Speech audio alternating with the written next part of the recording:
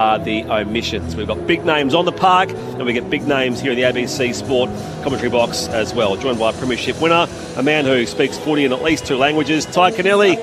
Good to see you, mate. Yeah, it's great to be out here on a Friday night, isn't it? Football, and hopefully the whole country's listening in on this because that Bulldogs Essendon game's gone one way. So, yeah, look, I'm really looking forward to this. You've set it up really well. The last 5-6 games, they're tight, and I don't expect anything different tonight, you know, and it's great to see 2 clubs that have turned the season around. You know, there was question marks early in the year as well for the Giants, you know, in their form, and they seem to do it for the last 3 years. Their back into the year has just come home with a flurry of wins, you know, and that looks like they're doing it again. So I'm really looking forward to this game, and you know, we know obviously the story's well documented with the Swans losing the grand final last year, their form early in the year, and they're one of the form teams in the comp, if not the form team in the comp, with the results they're getting on the board. And every game for them is a final. And when you approach a game like that, a season like that, watch out, because it's very dangerous. They've got to have belief, and they do. Yeah. We spoke to Brodie Grundy post-game against North Melbourne last week. Of course, games at home against North Melbourne versus games here against a potential top 4 competing side are different gravy. But the belief is there for the Swans, and they want to make sure they can tick every box. Yeah, you can set it up too well as a coach, you know. Instead of saying, well, you're going to play 3 finals, guess what, boys? You're going to play 7 or 8 finals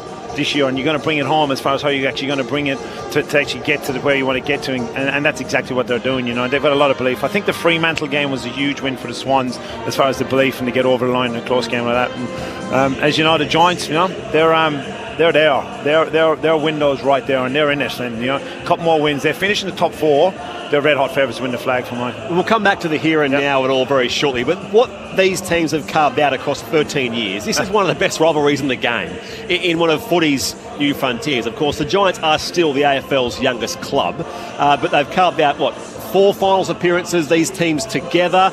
For what this is as a rivalry, there is genuine disdain, disrespect that exists. I think that was probably tempered during the week a little bit, Garby. That was an interesting watch. So over the last couple of years, Sam Taylor has called the Swans smug. Toby Bedford has said, I genuinely hate them. This week was very different, and perhaps after 5 wins in a row, Adam Kingsley stepped in. That's just my hunch, I don't know that for a fact, and said, enough's enough. Enough poking the bear and firing these guys up. They've got the wood over us. We get a chance to do something special. They're playing for their season. Don't give them any extra ammunition. Jack Buckley, the sensible Gower defender, was put up for media this week. Toby Green, who's the captain, was allowed to control things. So perhaps they've just pulled back the reins, the Giants, as real as that rivalry is. And I think you'll find, Garby, they're running through a blank banner. So there is no message. So perhaps one final shot there at the Swans in their inability to take a joke, according to the Giants. There is no message on the Giants banner as the home side makes their way out here. That's even funnier, isn't it? And maybe that's their way of saying, we're going to let our football do the talking tonight, all right? Maybe that's across the club mantra this week. But very good. But you're right, you set it up. There's 2 clubs in a non-traditional football state. They've really brought the game to Sydney, to New South Wales. And there's genuine excitement now with the Giants as far as the success that they should get, and they're close to it, and the fact that they've played finals. And you look at the other state, obviously, we'll always compare the Gold Coast and Queensland, and the rivalry there, you know, it's coming now just because of Gold Coast, but they've had no rivalry for 10 years, Gold Coast and Brisbane. It's but there is a hatred between these clubs, and there's players, and they don't like each other, and you know, they bump into each other a lot around the town, obviously, but you know, it's if you're in the Giants position, you're going, right, we could end their season tonight. You know, and you're in the Swans position, you're probably not thinking about the Giants as much, you're thinking about the process of actually trying to win the game. How different are those two? Yeah, that's stark, because the Swans have got a real edge about them. Like, they are playing for their life, you know, and sometimes that can overwhelm you at times when you're playing as a footballer, knowing every moment, everything counts, because if you lose it and you slip up, you're done. You know, the Giants have a lot more leeway, obviously, and they can play with a bit more enjoyment and a bit more relaxation as far as the result is concerned, you know, so. And on the flip side of that, as a footballer, you're going, well, you know what, I've got 6 games, 5 games left, we just win and we're playing finals. So that's another hook for you as a Swans player. You speak about Sydney's story, and the fact when that grand final last year and 2 hefty grand final losses in the past 3 seasons, that feels like a million years ago in some ways. A new coach, and there's all that. They had a slow start to the season. But for the Sydney Swans, I mean, it's more about the Giants as far as their point to prove is that they can be a finals team, a top 4 team, and make it when it matters most, because we saw them give up a 44-point lead here in a semi-final last year. So to have a big game quality, yes, the Swans might not be a top 8 team necessarily, they're not at the moment, but the Giants are out to prove in these remaining, I don't know, 4, 6, 8 weeks that they can be a big team that wins those big games, those finals. What's the difference between this Swans team and the team that played in the grand final? There's not a whole lot of a difference in personnel-wise. So clearly it's a mindset shift, which it looks like they've got that back. Clearly they've got problems forward of the ball from in the front half of the ground. But as far as a personnel shift, it's not there. So once you shift your mindset, and it looks like that's what the Swans have done as far as the way they're approaching games, and they're playing with an arrogance and a confidence about them. The Giants, on the other hand, it was the momentum shifts during that final series that got them. They spent a lot of time during the pre-season working on the contested ball and actually trying to stop the momentum shifts, and they've done that this year in different times in games. When it looked like it was gone from them early in games, certainly they were able to fight back and actually change the momentum of the game back in their favour. So it's a real enthralling battle, because of you look at the Giants, they're as good front of the ball and behind the ball as any team in the country. And you look at their midfield piece, obviously, with Callahan and Tom Green. And the Swans midfield is elite at the moment. Now teams have won flags having unbelievable midfielders, and teams have won the flag without having great midfielders and being strong either end. So I'm really fascinated to see how the game transpires with the Swans midfield and the Giants midfield, and certainly the bloke that's going to lead is probably Brodie Grundy. I was going to ask about that. And on the Giants, in some ways, you talk about the fact that Kieran Briggs is still there. There's the whole idea of whether Nick Madden comes in, forms that role. There's a reason Adam Kingsley sticks with a guy like with Kieran Briggs in a contest like this, because he can take the fight of Brodie Grundy. Yeah, Grundy's been the best player in the competition for nearly 2 months now. He's the one that's got him going. Like, he's 6 weeks of being off the charts, So, and it's interesting to see with a conversation around all Australian ruckman. So he's turned a team that actually hasn't been winning into becoming a finals threat on his own back, really, as a ruckman, and he's doing it everything. So as far as Briggs is concerned, he's got confidence that he's played against Brodie a lot compared to Nick Madden, obviously, and you got confidence as a coach going, well, he's done it in big games, in games like this, and that's where you go with Briggs. And but it generally, football hasn't changed in 150 years. It's there in the middle of where it's won, and they're the two that are going to have a big impact on the game. Ty Cannelli, Daniel Garb, I'm Brett Sprigg. This is Friday Night Footy on ABC Sport. The Giants and the Swans are both out there warming up. Battle the Bridge for the 31st time, coming up here with the opening bounce in about 7 minutes from now. And just on that, I suppose, as well, the last time these sides met, so round 8, of course, Swans won that at the SCG. Giants won the contested ball by 31. Still lose the game, albeit by a kick. So that speaks again, Ty, to the different game styles going head-to-head tonight. Yeah, and that's an area the Swans, we know that midfield depth that they've got, that they can actually push the players through there and rotate heavily, which can tire you out. Whereas that's what they'll look to do tonight, the Swans. They'll look to rotate players through the middle, because the Giants don't have that depth as quality. So when one player goes on, you're talking like an Errol and Isaac Heaney, and you're bringing in midfield depth that they've got. It's incredible compared to the Giants' depth. So a big watch for me with that in mind are 2 players for the Giants, 2 of their veterans, stalwarts, greatest ever, Stephen Coniglio and Josh Kelly. So Tom Green and Finn Callahan are at the absolute apex of AFL midfielders. But it potentially falls away after them. The likes of O'Halloran and Ralston, who's out of the side, have done a good job over the last few weeks. Coniglio's been out for months. Kelly's been in and out, perhaps battling for his best form. If those 2 can hold a level, it makes a big difference. If they can't, you worry if there's too much for Green and Callahan to do. I think that's a big watch in a game like tonight and for the remainder of the season. 100% it is. And that's why Bedford's so important to this team, because he will take one of them out of the play, and that's whether it's a Warner or it won't be Isaac, but it'll be more than likely be a Warner, and he'll try and put him to sleep. I know, having talked to people in Brisbane, that they went into the grand final going, you take care of Errol and you take care of Heaney, you've got the Swans. And that was a clear tactic that they'd done, because that's the challenge with the Swans. When they actually can't get the ball forward of the ball enough, they don't have the quality, so you're really relying on that midfield depth to get it done, But you're right, you're seeing teams, there's a bloke over here, Jude Bolton, won a grand final. He was an inside mid, but plays a half forward. We've seen Selwood, we've seen all the players in the competition get to the wing.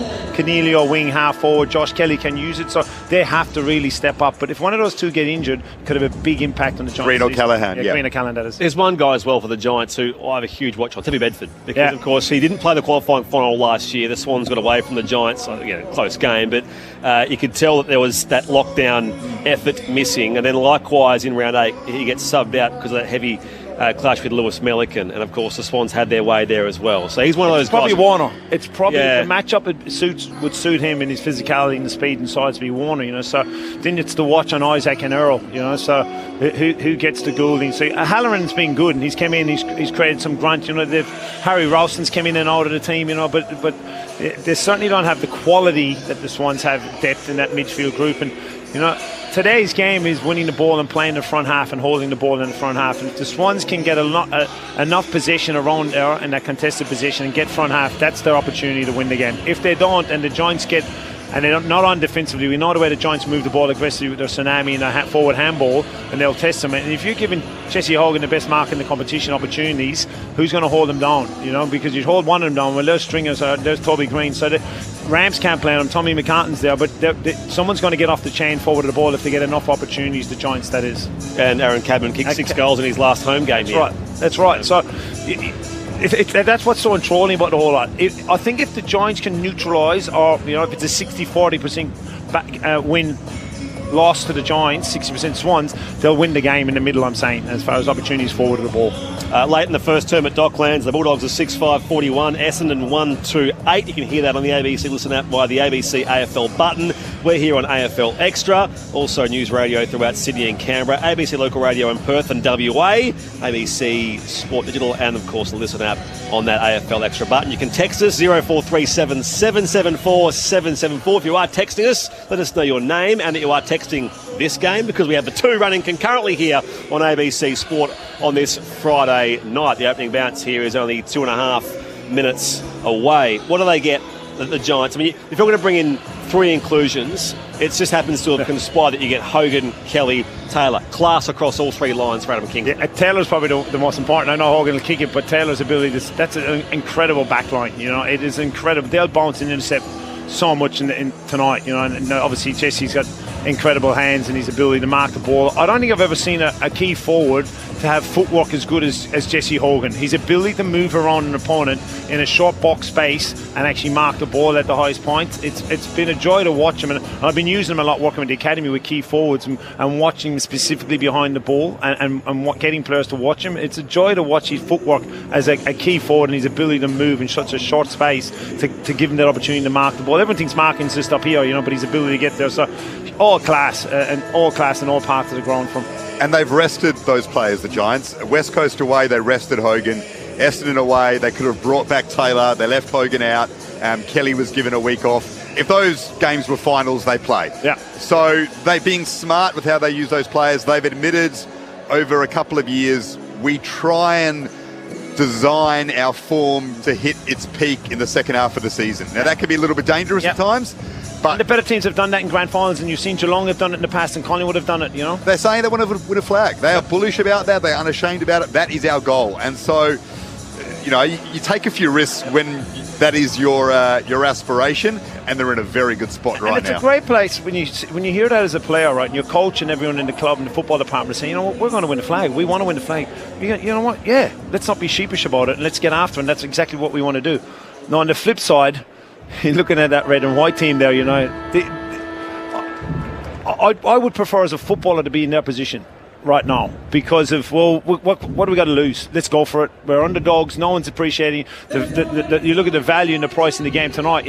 That team there are going, you're not going to make finals. You want to be in the red and white because the expectation is on the Giants and the way they're playing. The expectation to play finals and win it. So from a footballing person or a player, you prefer to be in the red and white, albeit if you lose one, you're out of the finals. And they own the head-to-head, the Swans. 20 of the 30 overall. They've won the last 5, which is the best streak of any of these sides in this 13-year rivalry so far. Callum Mills has won the toss. The Swans will kick to the scoreboard end to start here, the left of your radio dial or ABC Listen app. There is the tsunami warning as we head boundary side. Declan Byrne is there for us. Hey, Deck. G'day team, yeah, it is a cool 11 degrees down here. The crowd is filing in, probably about 80% full. They're hoping for 18,000. Keen to see Hambling as well, see what he does. Papley is back, the melee man. He'll be lighting fires in the forward line and they're getting involved already. Papley and Whitfield having a bump and a shove to shove, but it's a big night for Sydney footy and a big night for both teams who still have finals aspirations. You can feel the tension out there at the moment as the players take their position. Oh, I'm excited. It is exciting. Friday night footy here on ABC Sport, a rare event here at the Sydney Showground. The Battle of the Bridge 31, getting us underway on ABC Sport. You're with Daniel Garb. And there's a push and shove in the forward line already. No surprise, Toby Green involved. Now, James Jordan, who's played on Lachie Whitfield almost exclusively for the last few years, straight to Finn Callaghan. Not surprised by that at all.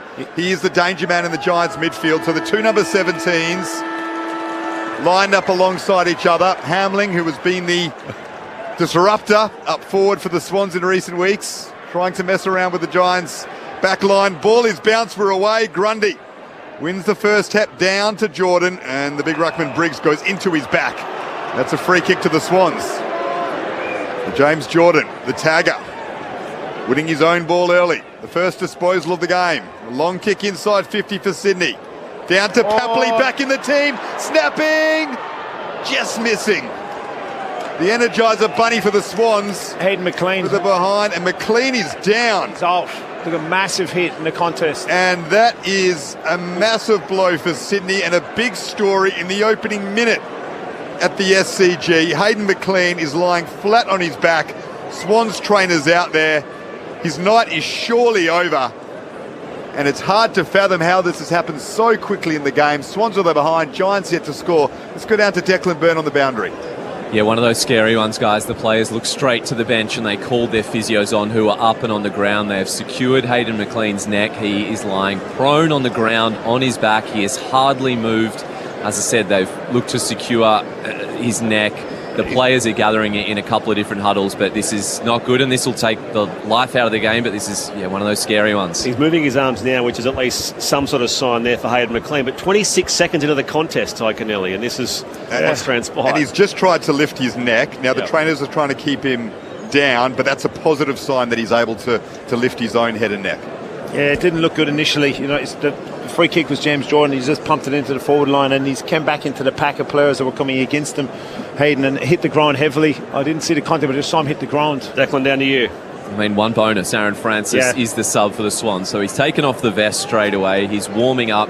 A like for the Swans. Obviously the thoughts are with Hayden McLean, but the coaching staff here, they are quickly looking at their board. Aaron Francis is up and warming up and on the phone. I haven't seen a replay of what actually happened in this contest. Medicab's on its way out there to Hayden McLean.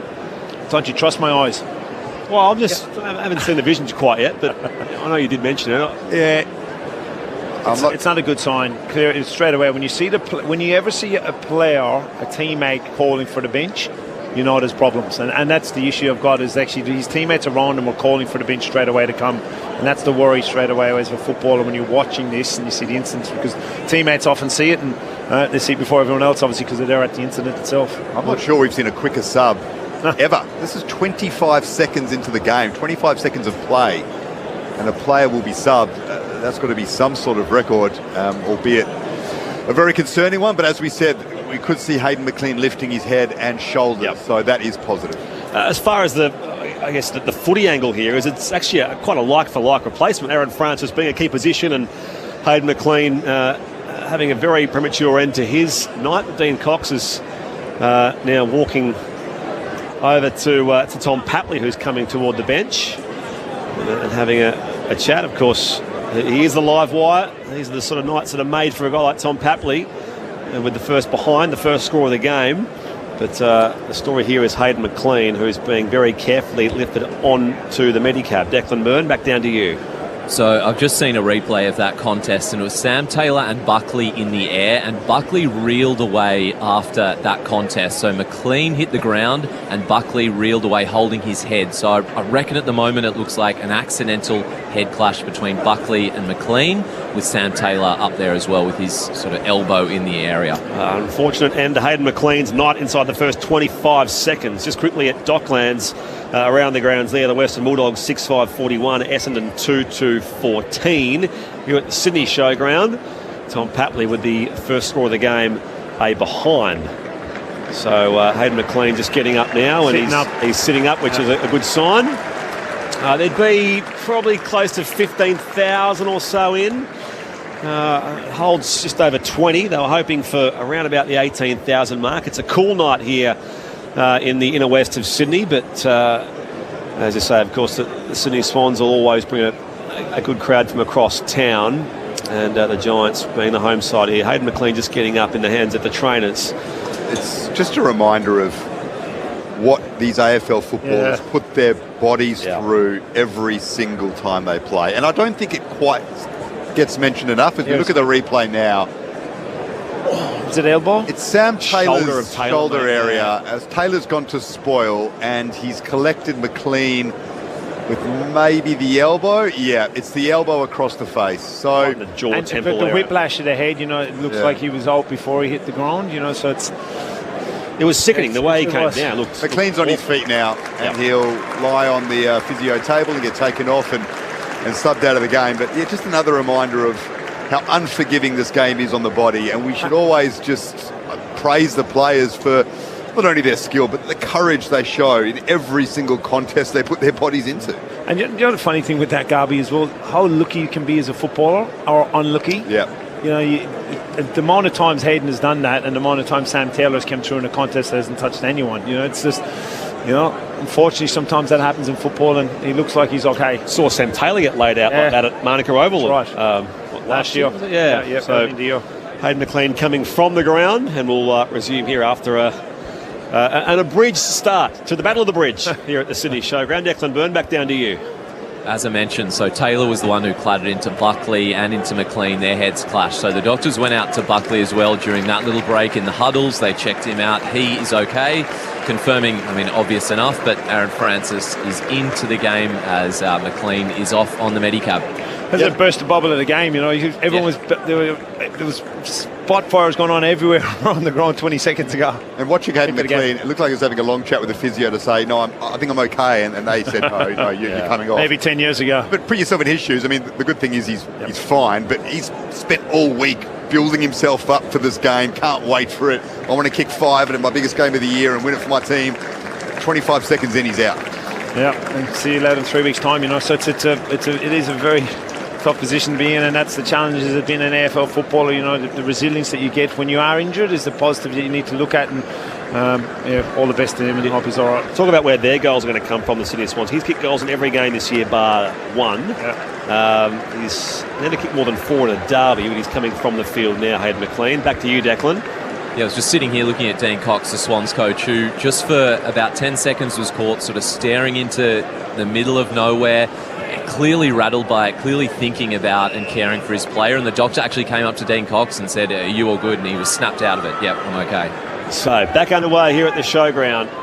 Lockie Whitfield, the first of what I expect will be plenty of possessions as he kicks out from goal to the outer side. Up to that contest, off the chest of Melican. Goes Heaney, wins it out in space there. Himmelberg out to meet the football here. He coughs it up into the path of Heaney. Still a hot footy there at half full for the Swans. Darcy Jones comes in hard for the Giants. Copped a nudge. Roberts goes to get him. Himmelberg again. Brought to ground this time by Haywood. Again, they crash in from all angles. In Derby intensity. Yeah. All up at right half full for the Swans. It's a real sharp hit, isn't it? There's a lot going on here. There's a lot of body work. There's a bit of movement from players as well, position-wise. Swans one behind, Giants yet to score. It's at half forward for Sydney. Bedford gathers it, back to Himmelberg, clears the area, over the head of Toby Green, who shrewdly let the ball run on into open space, gathers it now, kicks to half forward, O'Halloran's marked, 52 out from goal. Should have handballed it to Kelly running inside 50. Sorry, Gabby. Giants first foray forward, they've responded well after the delay. They've been caught cold a couple of times this season after moments like that. Maybe they made note of it in the huddle. They came out strongly. O'Halloran will back himself to kick from distance. He'll take the set shot. Yeah, I'm not sure about it. He had an opportunity to go fast, kick the goal, and he's kicked 7 goals, 9 this season. So, he's not a true goal kicker, but as a midfielder anyway. But it's early in the game, I suppose he's going to take the chance from 50. He can't make the distance. Out of contract at season's end. In the best form of his career, Xavier O'Halloran pulls it across the face. Contest down there off hands, and we'll have a boundary throw in next to the behind post. Giants yet to score. Swans one behind. Now 9 minutes in, but a lot of that was based on a delay down to Declan Byrne. Yeah, Papley in a bit of discomfort as well. He copped a knock to his lower back and right side. He went to sprint just then and grabbed it again, so keep a watch on Papley. I heard the crowd cheer as he reached for his kidneys there. Green, that's Toby from the stoppage. Kick goes nowhere. Gathered down there by Roberts in defence of the Swans. Kicked off by Darcy Jones. Sends it back centrally here. Hogan reaching for it. It's in the contest with Hamling. He's paid the mark. Second by Hogan.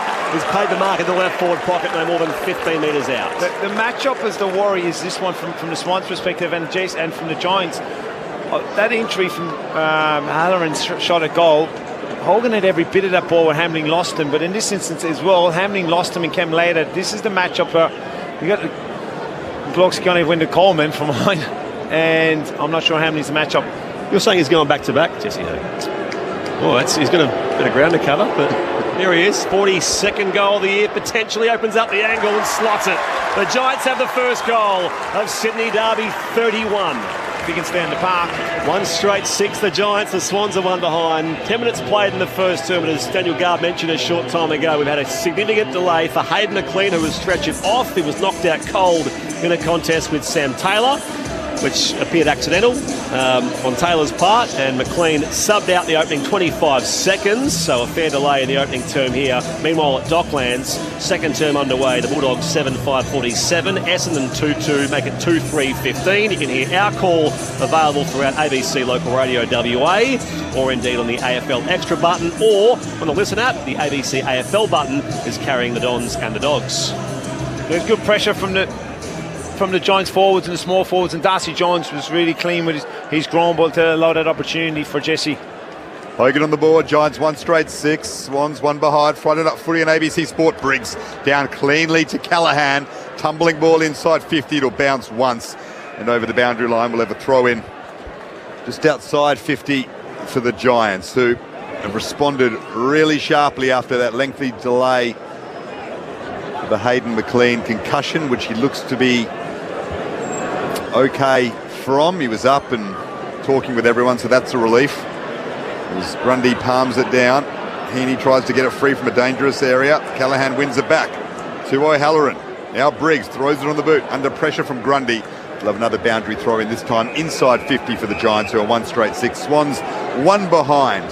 The Giants gone 11 and a half in the first term. Sorry, Gabby. The Giants just look sharper on the ball at the moment. You know, you saw that Cinnabon's clearance and also in the throw-in just here. They just look first to the ball, look a bit sharper than the Swans. Toss back in. Briggs and Grundy in the ruck. Laid down into the path of Jordan. Slips to O'Halloran, tackle. Sends his kick towards half-back here. Chad Warner hunts the footy here. Wrapped up in a tackle. Finds his skipper, Mills. Has some work to do, though. Meets Bedford head-on. Now it's back at half-forward now for the Giants. And O'Halloran wrapped up by Hayward. The umpire says, give it to me. Swans, well, the Giants with a 5-point lead here early on. Friday night footy on ABC Sport. Briggs and Grundy wrestle away at centre half forward for the Giants. Grundy can't get rid of the football. We'll have another ball up. So Briggs has started well, trying to get physical with the informed ruckman in the competition, who had 62 hit-outs, Brodie Grundy, last week against North Melbourne, in the 3rd highest haul of his career. He is gunning for a 3rd All-Australian blazer as Stringer tries to break free from the contest. Wrapped up well by Mills. So Briggs and Grundy go at it again. It's a free kick to Grundy. Briggs reaches over the top, so he's clearly trying to get physical with him. This could be a turnover, it is. Grundy went wide, Himmelberg picked it off. He's just forward of the wing members side for the Giants. Himmelberg centering ball, leading up and marking O'Halloran again. 55 from goal. Thinks about playing on, thinks better of it. Wheels and goes now to the right forward pocket. It's got Hogan as a target. Up in front down there, Mills. And now a hand pass a little wide from Hamling. Goes out of bounds. We'll throw it back in. And another matchup that's interesting is Bedford's gone to Blakey at half-back. It's obviously the Giants feel that Blakey can damage off half-back, as we know. Again, they're looking for Jesse Hogan, an entry. Well done by Callum Mills, dropping back in the hole to help out Hamling, who was beaten on the lead. Giants have a goal, Swans have a point. It's Friday night for you on ABC Sport. Briggs and Grundy both fall over. Cornelio picks it up, left foot snap deep. Hogan off hands, down to Cadman, gets it back to Hogan. Jesse for 2. His kick is wide, through for a behind. So 1-1-7, the Giants. Swans 1 behind, and GWS dominating the last 5 minutes of this game, camping the Swans into their own defensive 50. Could kick 10 tonight and spring it away. He's gone. He's had 2 shots, 5 inside 50s. That's Hogan. Callum Mills, who was a Brett Kirk medalist way back in 2018. Skids his kick beyond defensive 50. Melican tumbles it down the line there for Roberts. The loose man Lloyd receives it as he kept running. Now has room to bounce. Forward of the wing now for the Swans. Pops it inside 50. Wants to find Hayward. Through his hands it goes. Got some pressure from Buckley. Good bump there from Francis. Down there on Lockie Ash. The ball comes loose for Chad Warner. Hand pass back in space. Heaney can snap. And Isaac's on the board.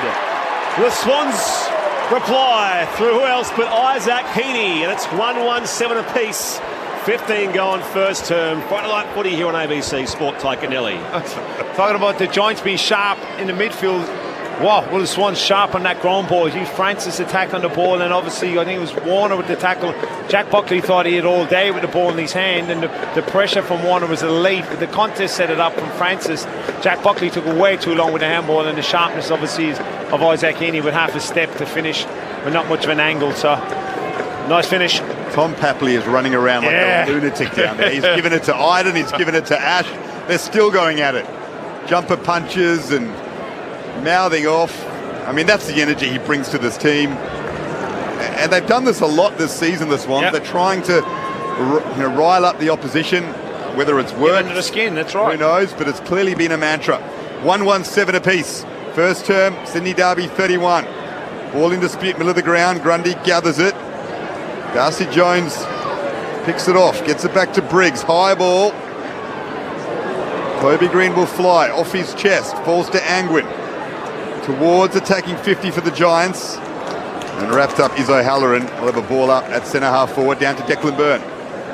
Do you remember pre-game we spoke to Papley, who didn't play the derby, and he was so impressed with Hamling's antagonism. He is making up for lost time out there at the moment. I do remember that. Grundy, there is Papley, knocks it back there for Rampy. The Swans can clear off half back. Middle of the Sydney showground. Chad Warner takes a chest mark. Goes on by hand to the veteran Rampy. Hand pass around Brown to Cunningham, who's on the members' wing, and now flares his kick wider still to Jake Lloyd. So the Swans are on the advance, 1-1-7 apiece here, midway through this opening term. Friday night footy on ABC Sports. Sydney Derby 31 with Brett Sprigg, Daniel Garb, Ty Kennelly. Lloyd sends it deep inside 50, out to a 2-on-2. Buckley, big intercept grab for the Giants in the right back pocket. The game's just settled down a touch after the frantic start as Buckley switches it to Iden. There's a couple of bounces in his own defensive 50. Sends it up to the wing. Riccardi the target, made a contest, got it down to Stringer. Sweeping handball, puts it out in front of O'Halloran. Has time to gather. And get the handball wider to Angwin. He'll pick it up. Quickly moves it on to Stringer. Now inside 50. Bouncing ball. Cunningham comes out to meet it. Handball to Wicks, who left it behind. Lucky he's got support in the form of Rampy. Almost gathered by Toby Green. Deep in attack for GWS. Wicks will try and clear it. And Blakey will take the relieving mark. In fact, it was off hands, so we had to move it on to Hamling. Cornelio and Heaney go at it. Sheldrick gathers it at half-back for Sydney. He's got some room to move and goes down the line to find Francis. The early sub made in the absence of Hayden McLean, who was knocked out cold in the first 30 seconds. Francis comes inboard to find Hayward.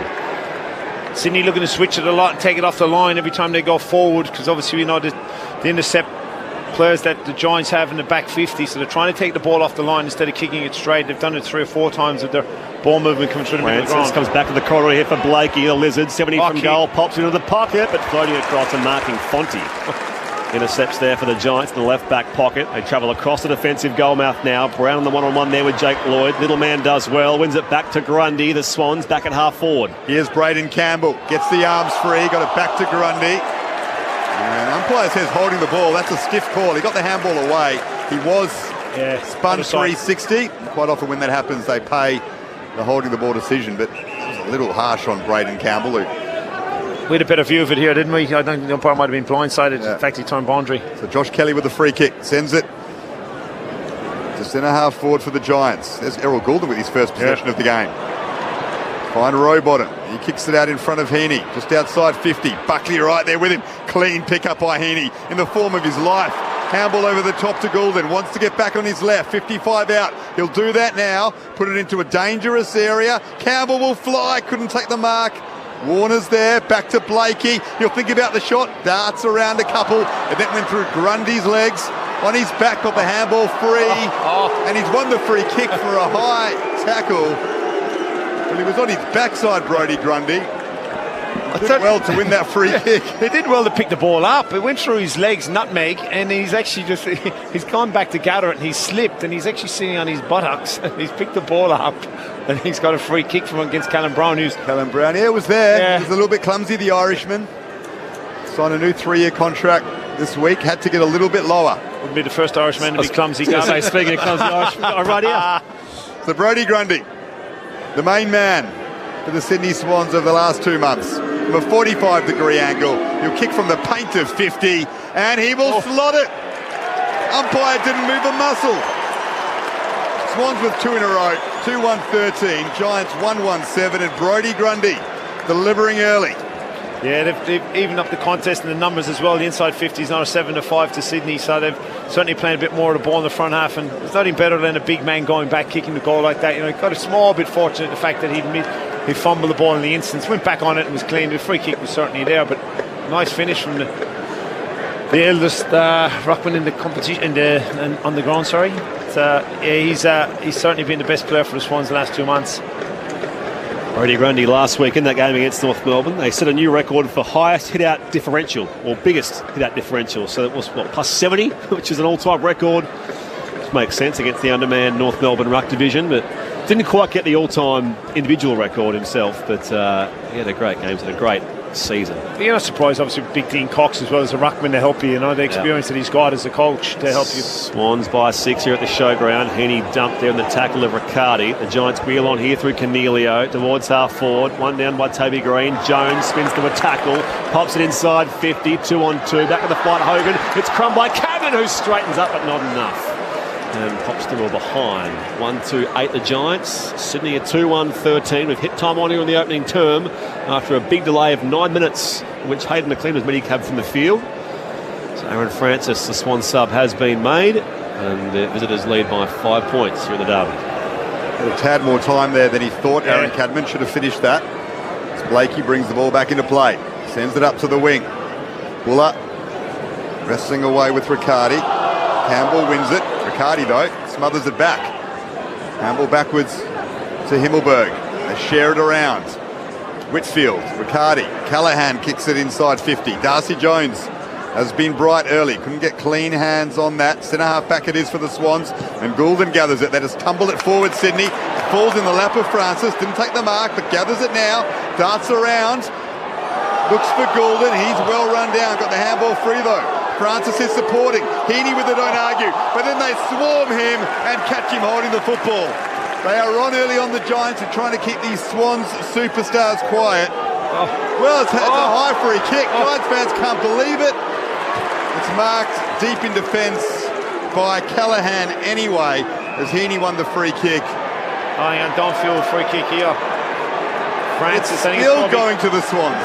I think Toby Green hit Francis as he went past him. I was watching it. Well, the Giants fans are incensed because they thought Heaney was holding the ball. He won the free kick. Callaghan marked it anyway, but it was downfield. And now there's a shot to be had by James Jordan, who has got the tagging job on Callaghan from 40 out, almost directly in front. I'll tell you what James Jordan is doing. He is stretching Finn Callaghan the other way. He is pushing extremely hard forward at every opportunity he gets to try and take the sting out of Finn Callaghan playing front half footy. For 3 in a row for the Swans. James Jordan doesn't take the opportunity.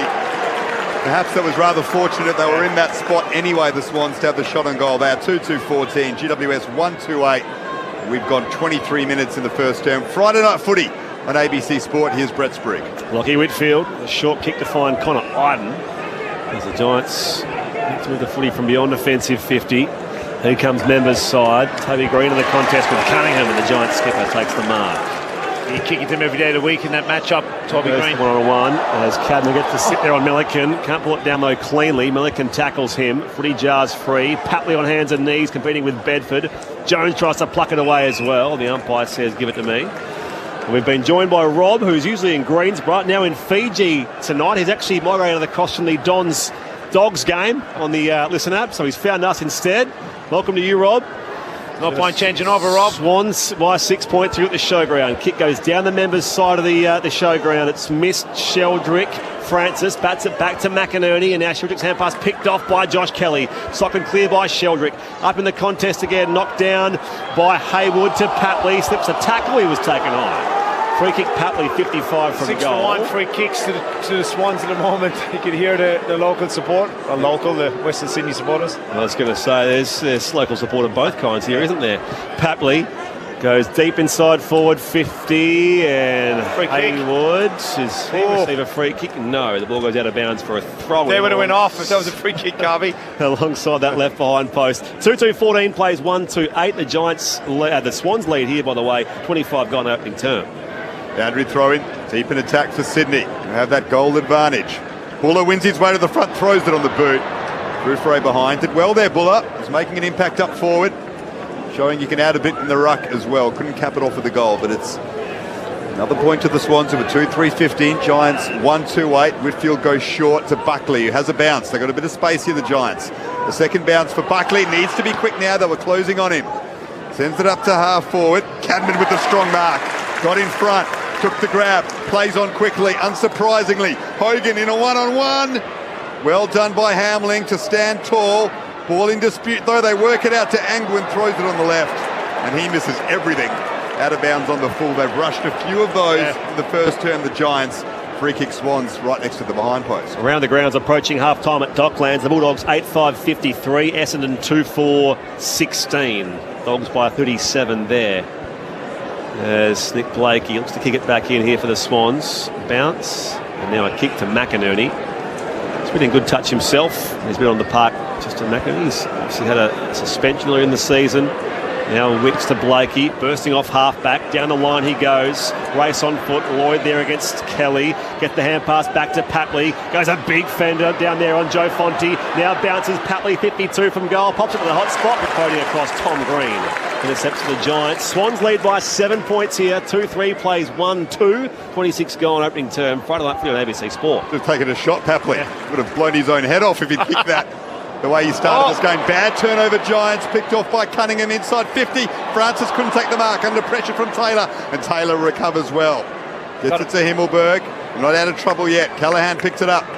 Got it to his midfield partner in crime in Tom Green. Puts it out in front of Riccardi in space. He used his body well on Melican. Good second effort to gather it. Now it's out of bounds. Half forward for Sydney. 2-3-15. Giants 1-2-8. Down to Declan Byrne. Happily is back out there now. We've heard his name a couple of times, but he was with the doctors for about 5 minutes. He's still grabbing at that sort of bottom of the ribs. Fonte's matched up with him at the moment, but he's out there pushing through the pain.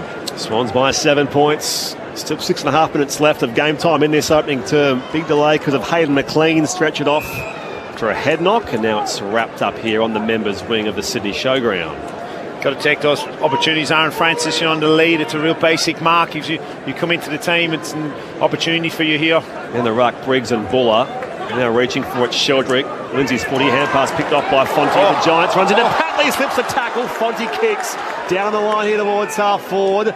And Stringer in the contest with Mills will come back here for a Giants ball on the members' wing. Why wouldn't that be advantage? I don't know. I was thinking the same thing, Gabby, as the free kick was called back. It was a contest 1v1 down the line anyway with Stringer. And the Giants had won it at half forward. Fonte broke free from the tackle, copped a high one, but should have been advantage. Did really well, Fonte. Switches it to Buckley. Now to Taylor at left half back. Swans up by 7, late stage of the first term. Sydney Derby 31 on ABC Sport on a Friday night. Buckley now at centre half back. Callaghan trying to get his hands on the football. Some hard running. The right foot kick to half forward. Good mark by Toby Green. Not paid by the umpire. That's unlucky. Papley wins it. Gets it to Goulden. Swans in space now. Over to Warner. Warner will get it back. 35 out. Has a bounce. Only one result here. Surely no. He went the dribbling effort when perhaps he should have just taken the drop punt. He invited a bit of pressure. Ran a bit too far, Warner. And it's only a behind. They would have really made the Giants pay there. Haven't taken advantage. They're 2-4-16 Sydney. Giants 1-2-8. Warner on the run. It's usually a put your glasses down situation every time. The thing that frustrates you about him sometimes, isn't it? He doesn't do the basic things really well. You think that he's going to do, and he'll do the extraordinary stuff a lot of the time. So that's, you got to take that sometimes with it. But he didn't have to take the bounce. He was 40 out of the pressure was coming at him. He could have taken the shot, but decided not to.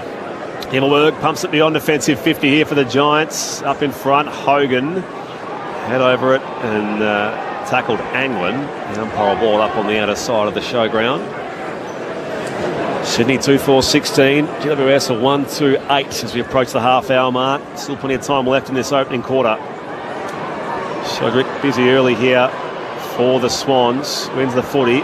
Back to Chad Warner. He's run down from behind. And that will be a GWS ball. So well done by Ryan Angwin, left half back.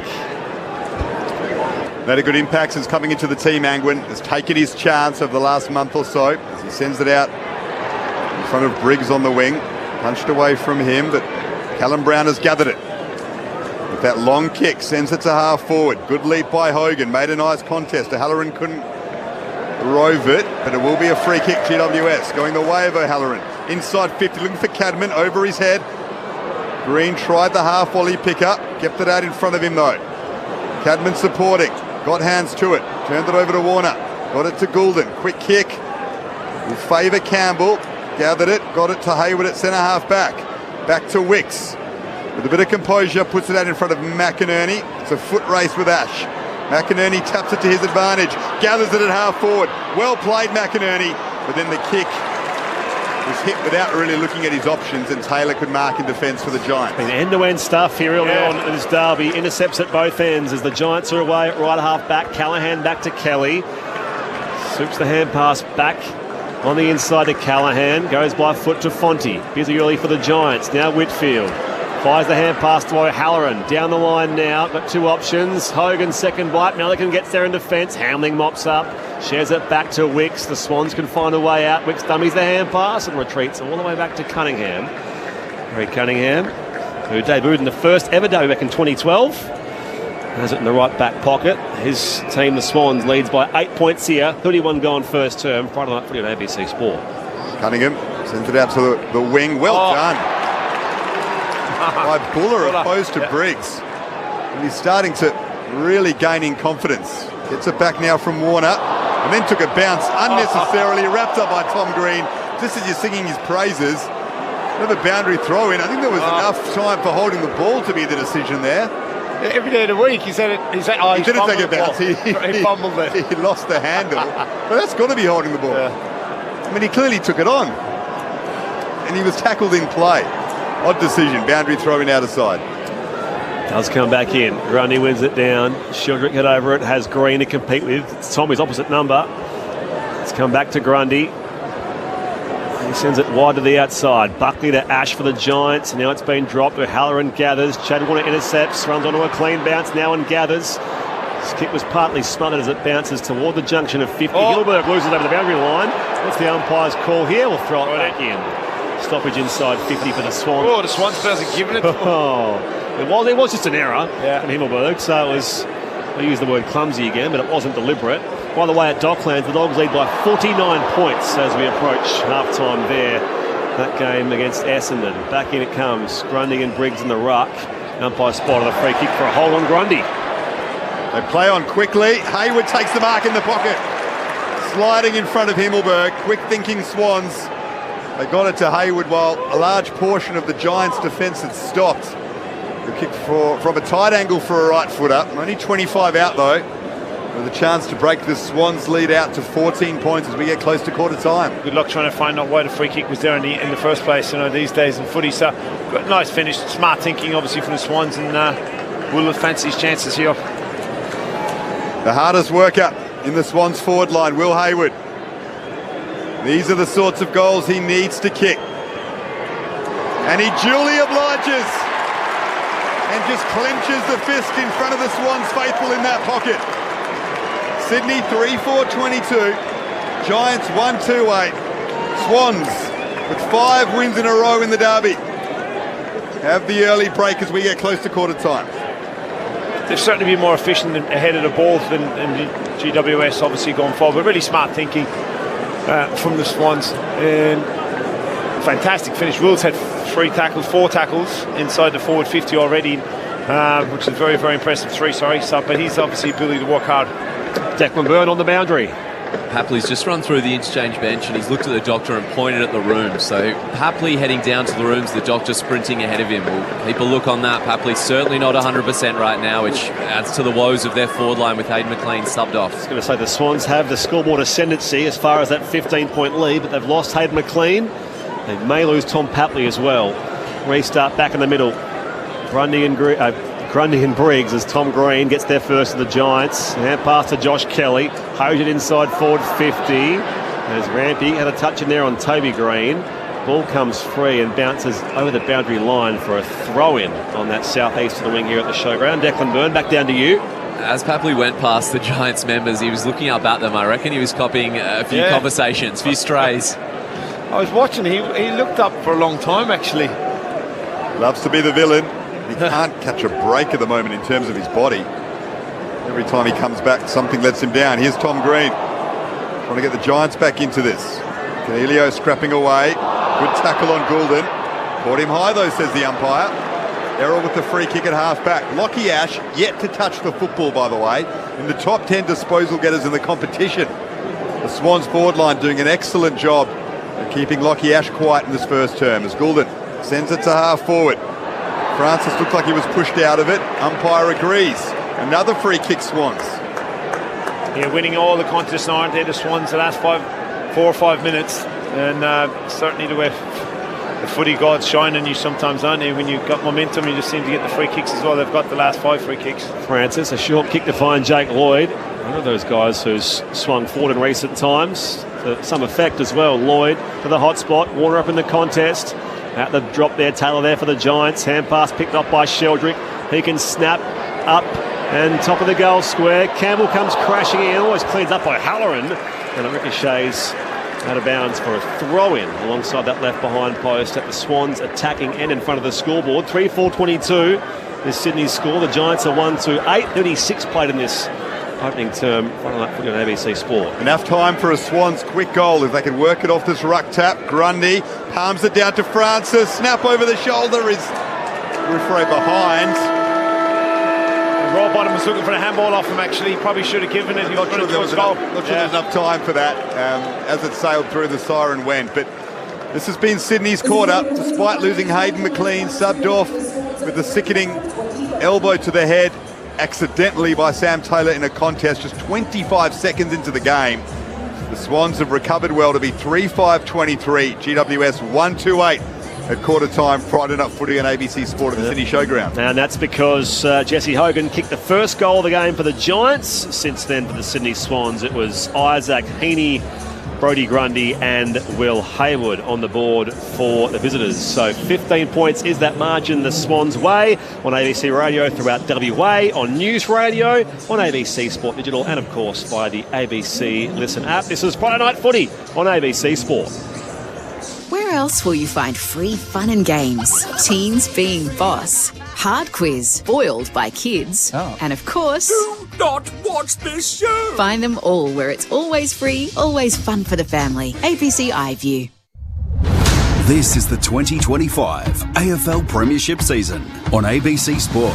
Here he is, 42nd goal of the year, potentially opens up the angle and slots it. The Giants have the first goal of Sydney Derby 31. Down there on Lockie Ash, the ball comes loose for Chad Warner. Hand pass back in space, Heaney can snap, and Isaac's on the board.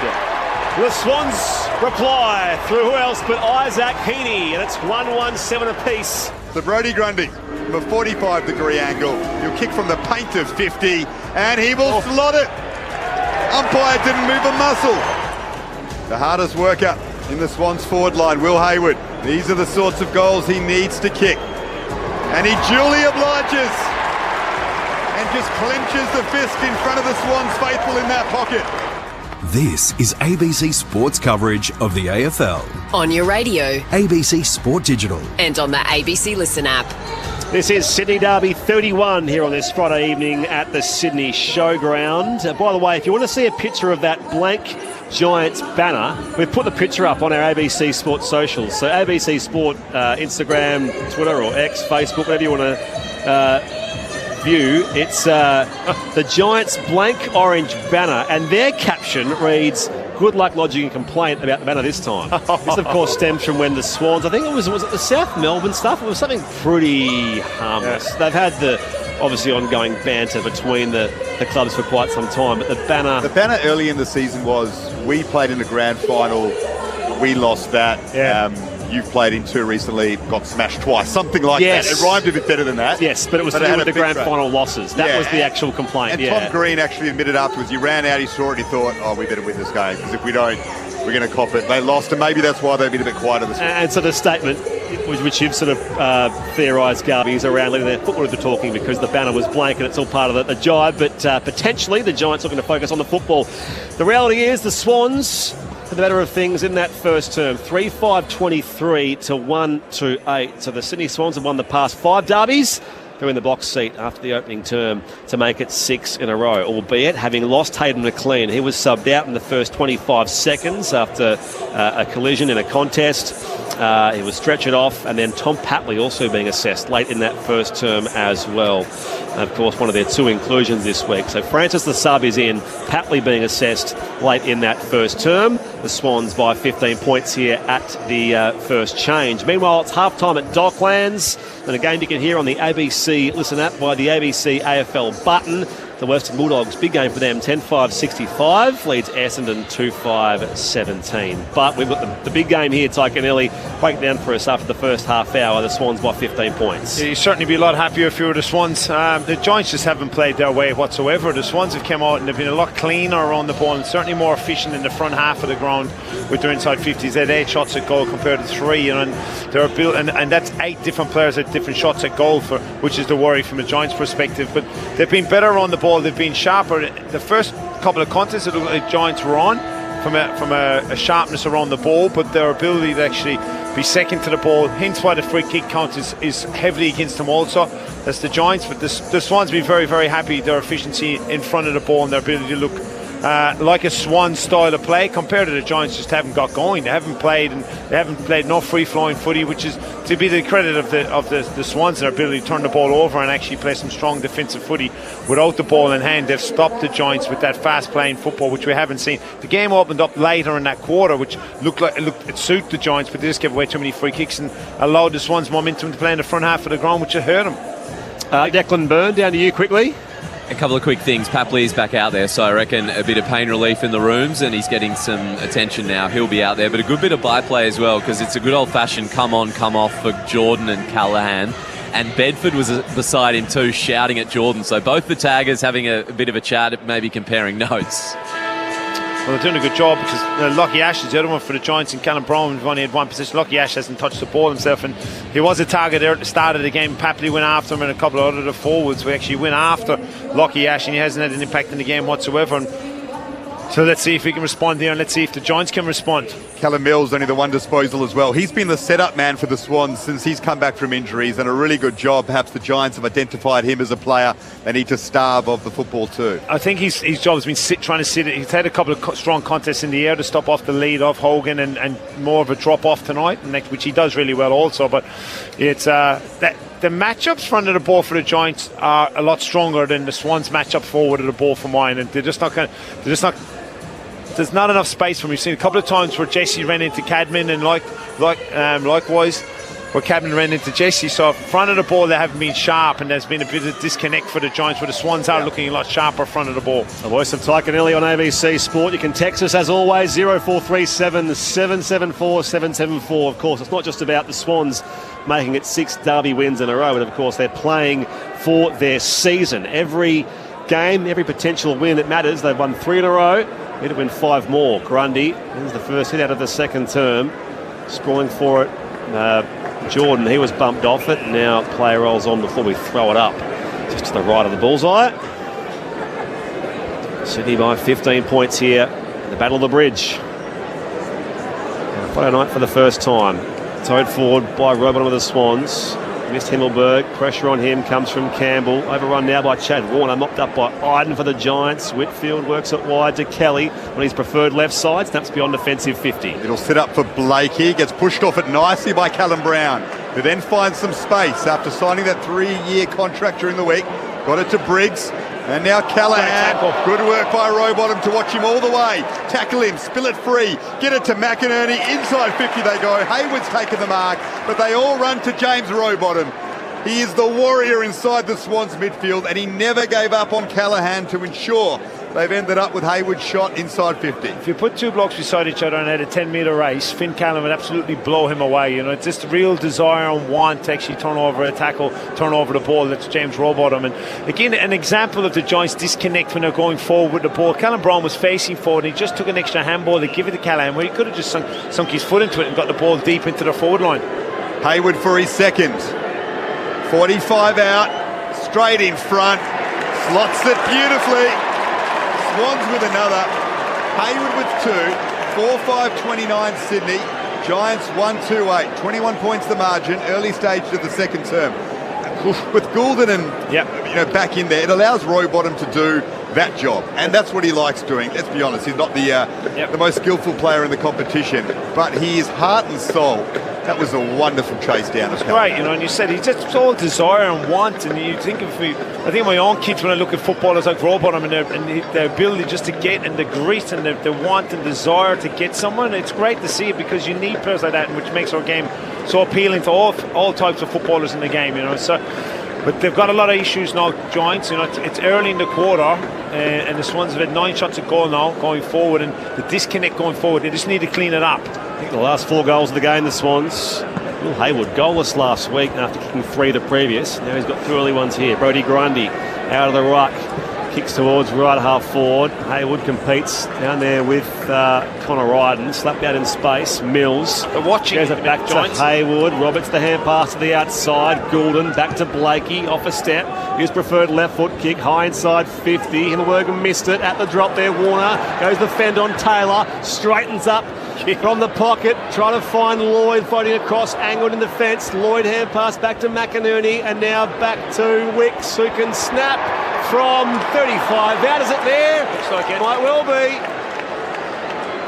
They'll confer on this, but Sam Wicks may have just kicked the goal here for the Swans to make it a 27-point break. I think the other one is Harry Himmelberg's looked a bit fumbly tonight. He's fumbled a couple of ground balls. He's fumbled one to start the quarter, and it dropped into set mark there in that instance where he'd normally gather it up.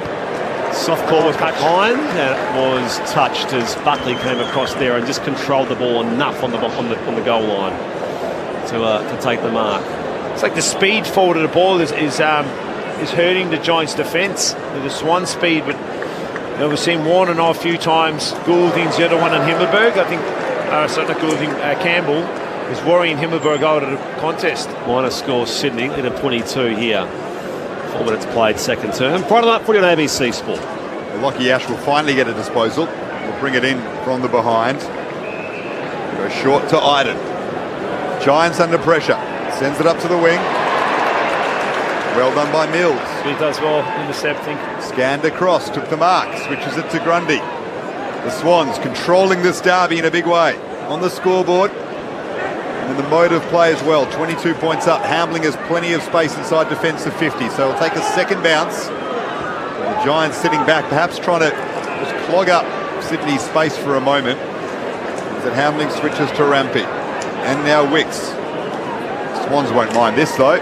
With a 4-goal break early in the second term. Wicks eventually ventures forward. Kick to half forward. Iden underneath it takes a good mark opposed to Hayward. And the Giants get some run going. They'll try and do that off half back, as is customary for them. Whitfield short to Cornelio. Out in front of Darcy Jones. Takes the mark. He's a man who can inject some pace into their game. But he's held up by Heaney.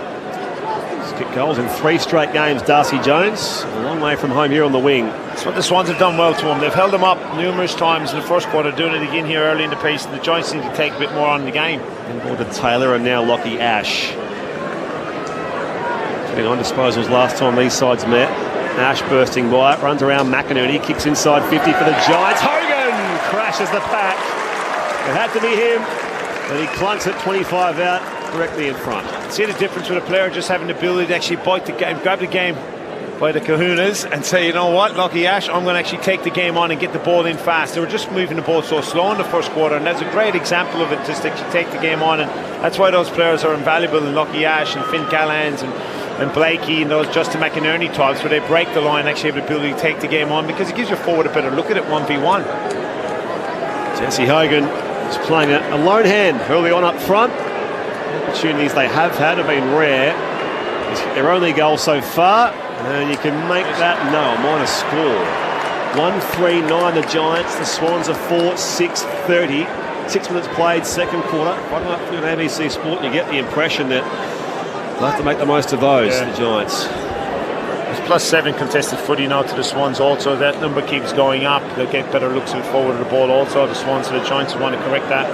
Bad miss by Hogan. Blakey goes short to Heaney. He's under pressure. Did well to take the mark. It was a dangerous kick out in front of Tom Green. Strong hands, wasn't it, Gabby? And Heaney did what he needed to do. He cuts one off at centre half back and finds Mills. Plays on quickly down the corridor into Goulden.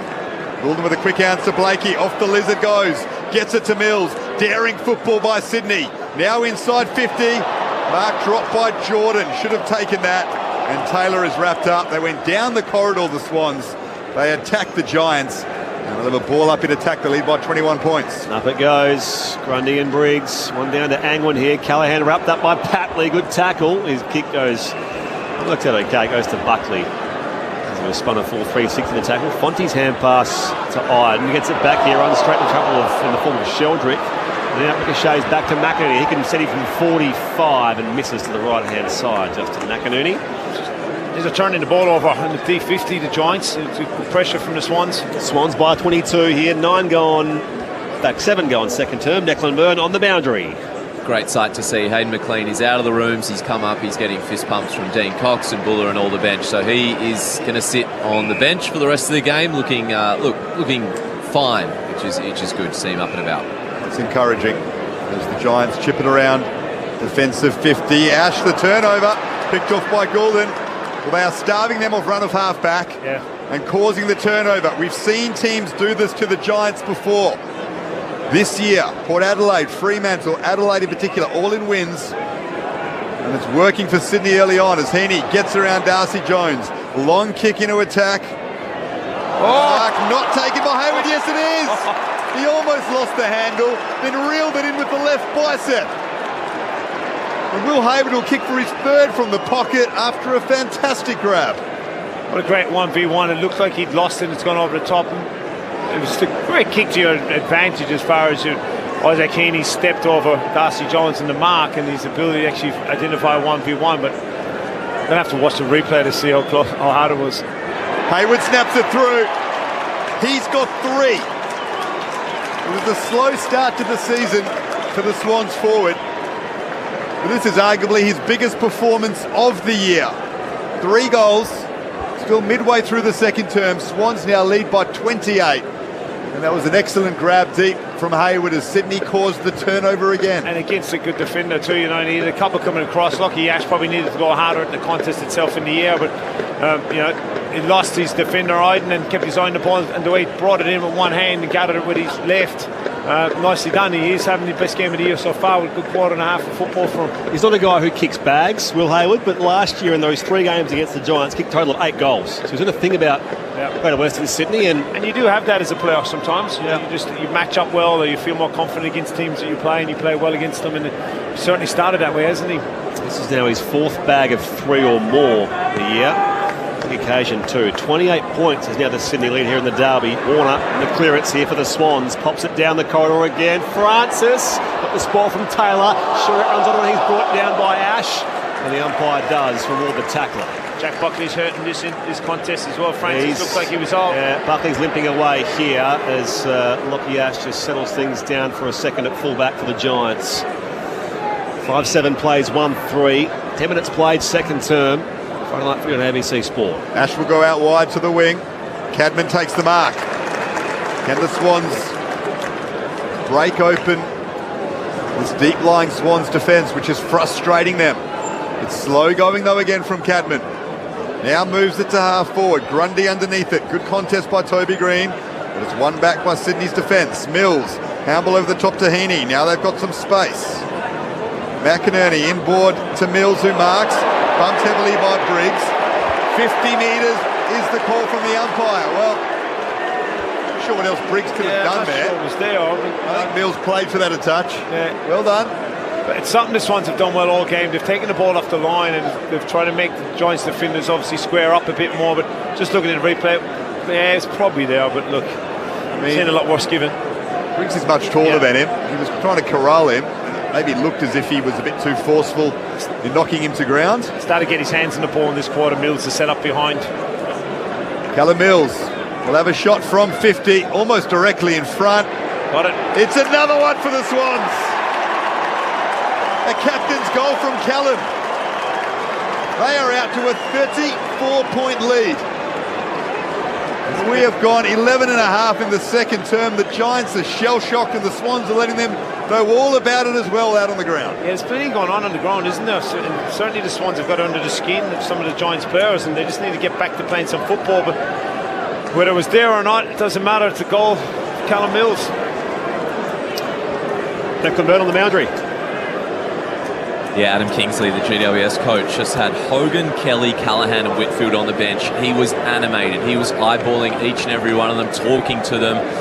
It feels like feathers are ruffled down here on the GWS side, and wow, doesn't Tom Papley live rent-free in a lot of these guys' head? It's getting dangerous here for the Giants, down by 34 points at home. And of course, a very important game for their top 4 prospects. Much less, of course, top 8 prospects as well. Riccardi in the ruck with Buller. Run down by Rowbottom. Footy comes loose, gathered by Buller. Handball, though, bounces to Angwin, to Canelio. The Giants combine with a couple of hand passes. And now Himmelberg just dumps it down the line. Hogan in the contest with Hamling. At the drop, it's Miss Jones. Wicks gives the nudge. Spun the Angwin tackle. Footy stays with him. The umpire says we'll ball it up. That's right half forward for GWS. As I say, just kicked the 1 goal so far. The first goal of the game through Jesse Hogan. No majors since then. We've now gone 13 minutes in this second term. Tom Green can't get in the game, just the 4 touches.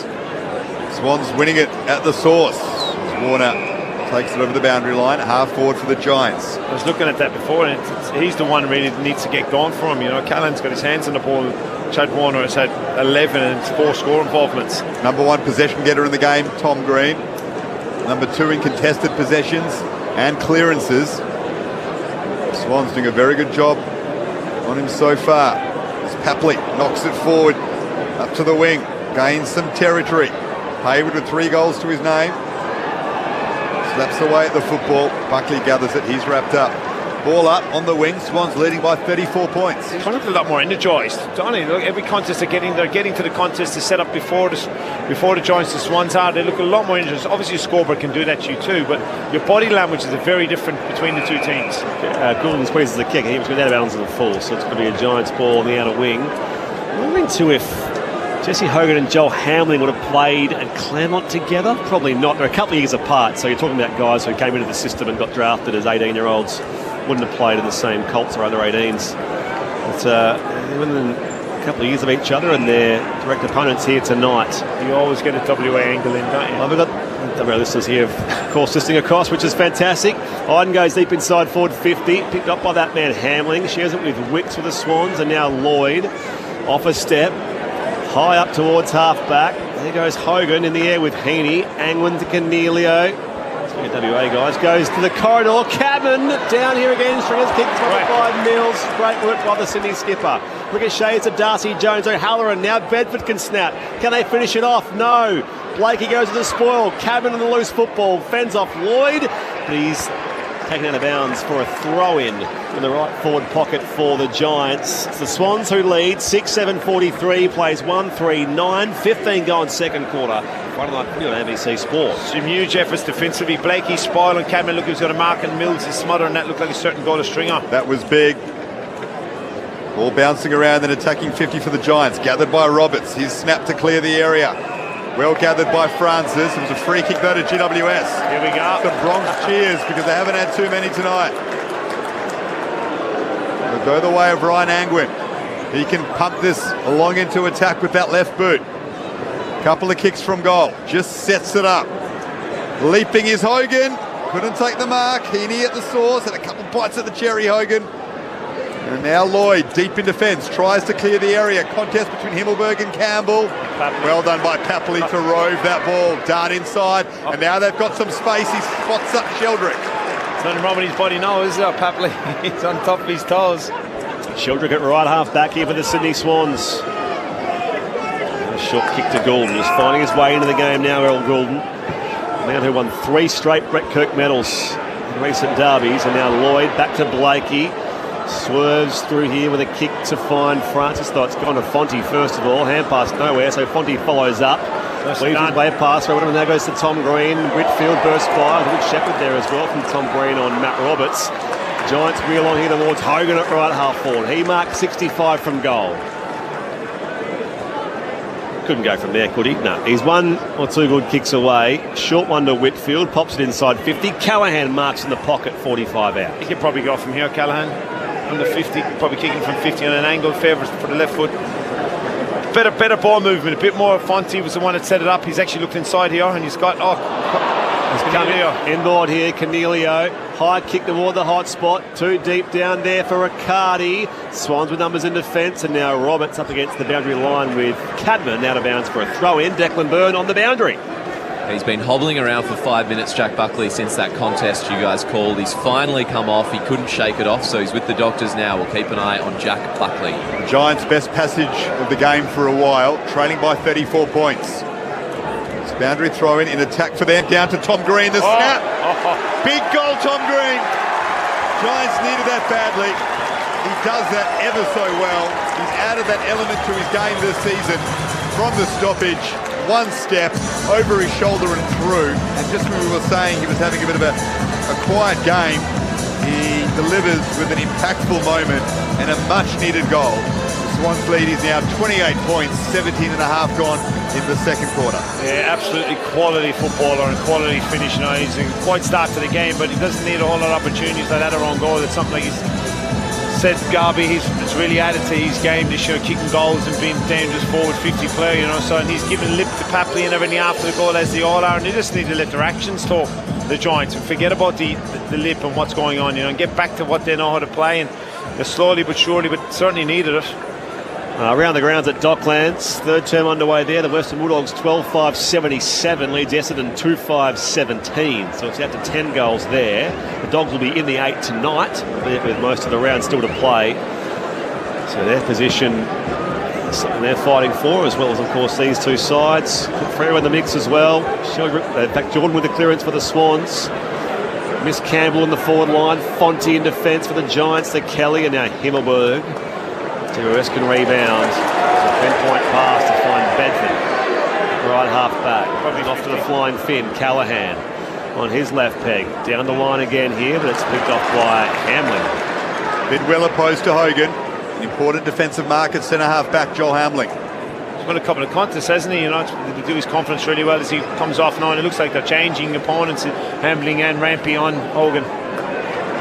Cunningham out to Grundy on the wing. Swans just trying to regain a bit of possession after the Giants had the better of the last 5 minutes and were able to kick a crucial goal through Tom Green. Something happened to Hamling's finger there. Now to Declan quickly. Yeah, it doesn't look dislocated, but he's holding his left hand and he's getting it pulled out and put back in. So that's Joel Hamling as Lloyd goes into the pocket. Drake Lloyd of the Swans and on the right and made sure that ball was taken over the boundary line. His defenders congratulate him on that effort. Sydney 6-7-43, GWS 2-3-50 to 28-point lead to the Swans. Boundary throw in deep in attack for them. 19 and a half gone second term. Here's Brett Spriggs. Back in it comes. Riccardi and Grundy in the ruck. And it's free kick going the way of Grundy. Well, he's getting a few 50-50s, maybe a few 70-30s as well. Grundy. Is it Papley? Papley's grabbed the ball. Papley's grabbed the footy. It looked like it was a free kick from the ruck contest. I didn't see the free kick against Papley, but Papley was always going to grab the ball the minute the umpire called the free kick anyway inside the 4. Had to have been something more obvious than whatever Grundy and Riccardi were doing because, he was being held by Joe Fonte. So Papley, at his distance here, be 45 out on a 45-degree angle, left-hand side of the field. To respond and get it back out beyond 30 points. This set shot just swoops in. Goal umpire watched it. And Tom Papley lets them know all about it as well. Run straight to Toby Green actually in that instance. There's some jumper grabs here. So a few spot fires. There's Stringer and Papley going at it as the players break and move back to positions. The umps have to come in and split them because there is some feeling here, and Tom Papley has put the Swans back out to a 34-point margin. We've just hit time on here in the second quarter. 7-7-49 plays 2-3-15. Yeah, if I didn't know Papley, you know, you obviously hate him, you know, as an opposition supporter and whatnot, you know, but he gives great energy, and he ran straight to Toby Green, looked for him and actually wanted to give him a piece of his mind. Yeah, Toby stuck out the elbow as he came by. So he knew he was coming, so there's certainly plenty in it. Disappointing thing from the Giants' perspective is that they've let them get under their skin. They've let the Swans get under their skin with all the chirp and the talk and whatnot, but the Swans are backing it up with their football, which is the other piece. They're not just doing it without action, they're actually backing it up. The ultimate spice added to the ingredients. That's Tom Papley. who's delivering in the derby. Swans go into attack again with a 34-point lead to their name. Bouncing ball. Francis to Papley for another one from the pocket. Don't tell me! Across the face.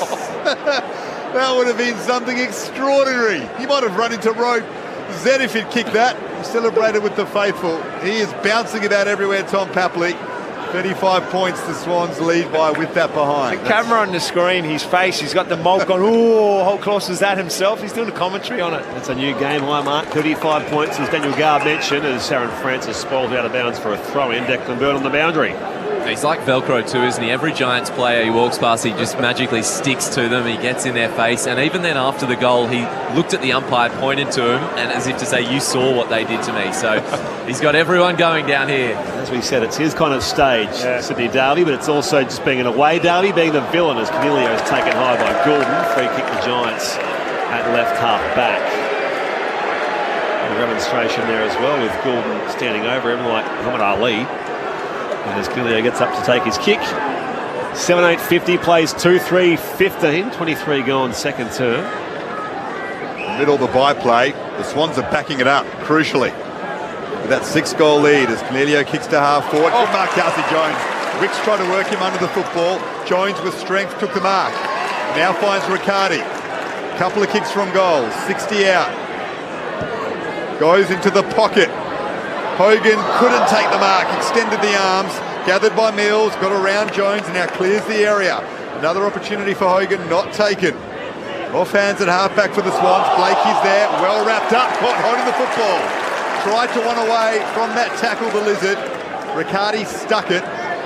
He'll back himself to have the shot here. Late stage of the second term. He'll probably strike this from 55 out, Jake Riccardi. Yeah, he's looked sharp on his toes, hasn't he, the last 5 or 6 minutes, Riccardi. So, you know, the rotation obviously suiting him, but Nick tried to take too much on. He's got the leg here, hasn't he? Giants need a big goal before half-time. Riccardi gets onto it. Just fades it across the face through Frey behind. So Sydney 7-8-50, the Giants 2-4-16, 34 points the margin, 24 minutes gone. Friday night footy on ABC Sport for the Sydney Showground. It's Brett Sprigg. Mills goes long beyond defensive 50. Francis with a spoil from Buckley in from behind. Buckley whacks it back towards half forward, but Mills is waiting again now for the Swans. And now Wicks got some contact in the back there from Riccardi. Well, lets them play. Iden runs out of room. That's going to be thrown back into play at left half forward for GWS. It's the Swans who lead by 34 points here. 24 gone second term. ABC Sport, Declan Byrne down to you. And Jack Buckley's back out there. Got some attention to his right quad, so still limping, but he's going to have a crack at running it off. Giants fans starting to get involved. They know they need a goal before half-time. Briggs takes it out of the ruck. Goulden, though, was able to intervene at half-back for Sydney. To Rowbottom, and now Wicks snaps it out of defensive 50. Well done, Himmelberg, worked his way to the front. Should have taken the mark. Ball not out of play yet. Jordan gets it back to Errol Goulden. His quick kick, though, is cut off by Whitfield. The Giants will want to get moving fast off half-back. Whitfield goes to Callaghan. Just behind the wing, he's taking the mark in front of Warner. Possession number 11 coming up for Callaghan. Goulden with 13. Leads all disposal getters. On that left boot, Callaghan to half forward. Cadman will leap. Up high, brought it to grounds. Wicks is there, gets it back to Rampy. Turnover there to Tom Green. Handball over the top. They should kick one here. The Giants, Bedford couldn't gather it.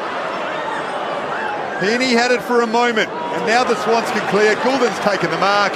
Another opportunity wasted by the Giants in Bedford. And Goulden will happily slow down time and let his players, his teammates, just gather their breath. Just couldn't quite read that ball. Going back with the flight, could he have Bedford? Looked like they were through if he gathered it. Melican moves it towards Cunningham on the outer side of the Sydney Showground. The Swans control the game, control possession here. 34 points is their margin as we approach half-time. Cunningham to Lloyd. It's his 25th derby, Jake Lloyd. Now has played the equal most of any of the Swans. I think Clint Parker had that record.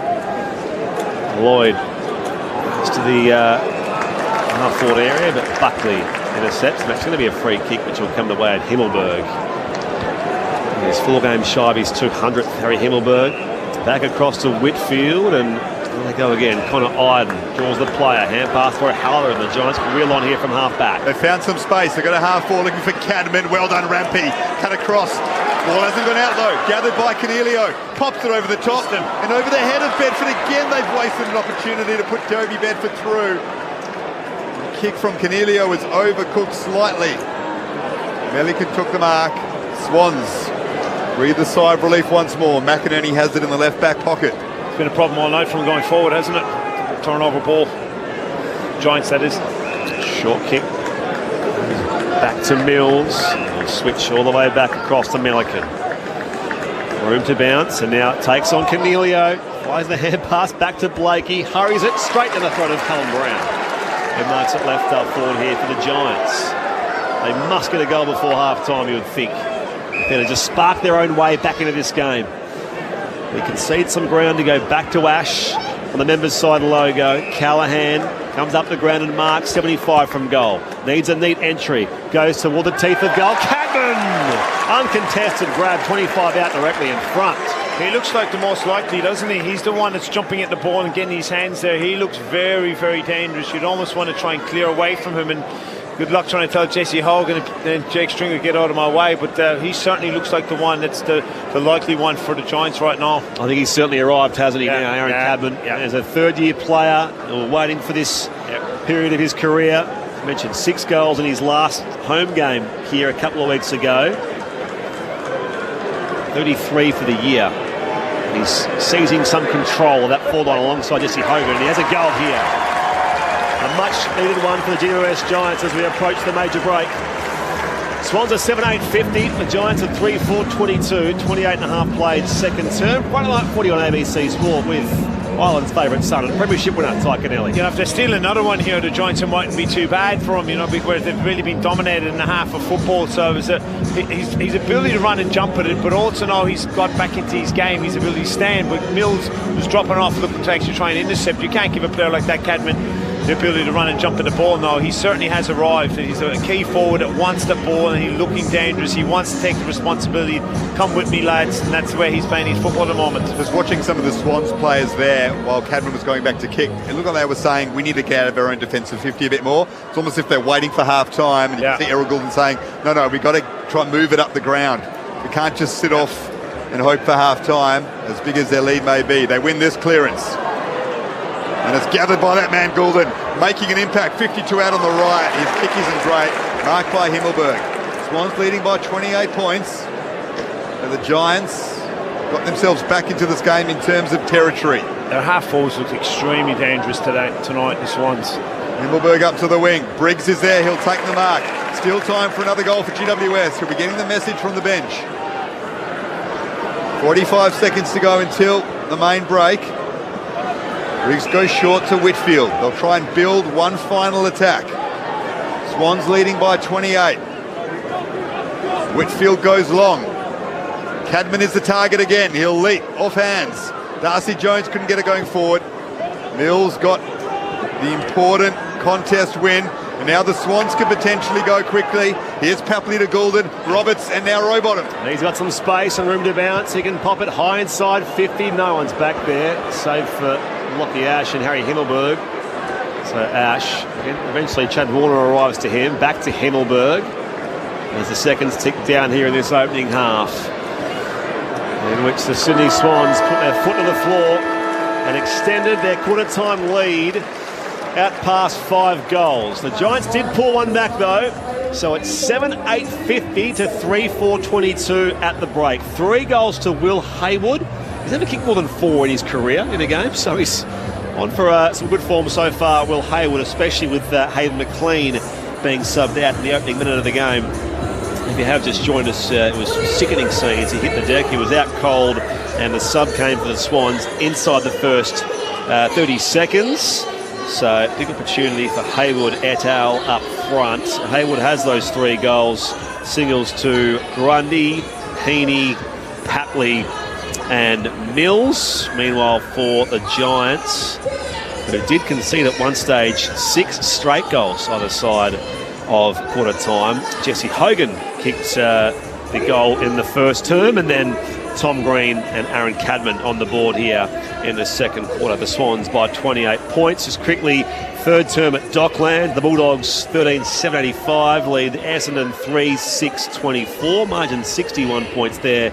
You can find a full call of that available via the ABC Listen app. Just look for the ABC AFL button, and we're here throughout this Friday evening on the AFL Extra button, as well as ABC Local Radio across WA, 720 ABC Perth, News Radio through Sydney and Canberra, ABC Sport Digital, and indeed via the ABC Listen app on that AFL Extra option. Ty Kennelly is our expert here at the Sydney Showground, and it's the Swans who have a handsome lead here in Sydney Derby 31.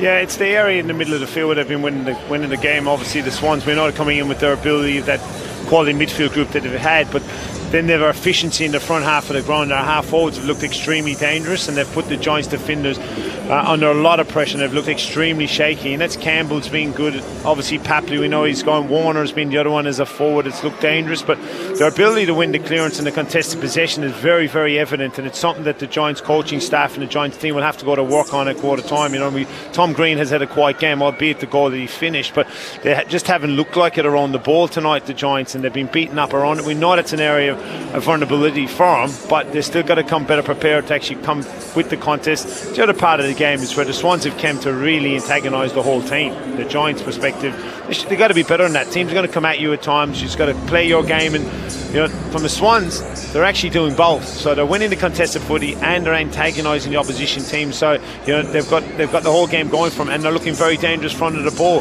The Giants need to just get back to doing what works for them, and that's their ability to move the ball fast. We haven't seen them move the ball fast. Anytime we've seen it, it looks efficient from them, but they're just not going fast with their ball in hand, because you get beaten around the ball from a contest perspective. You're playing the ball in the back half and you're afraid to go fast because the Swans have actually upset the apple cart as far as your ability to play front half footy, which the Giants haven't been able to play.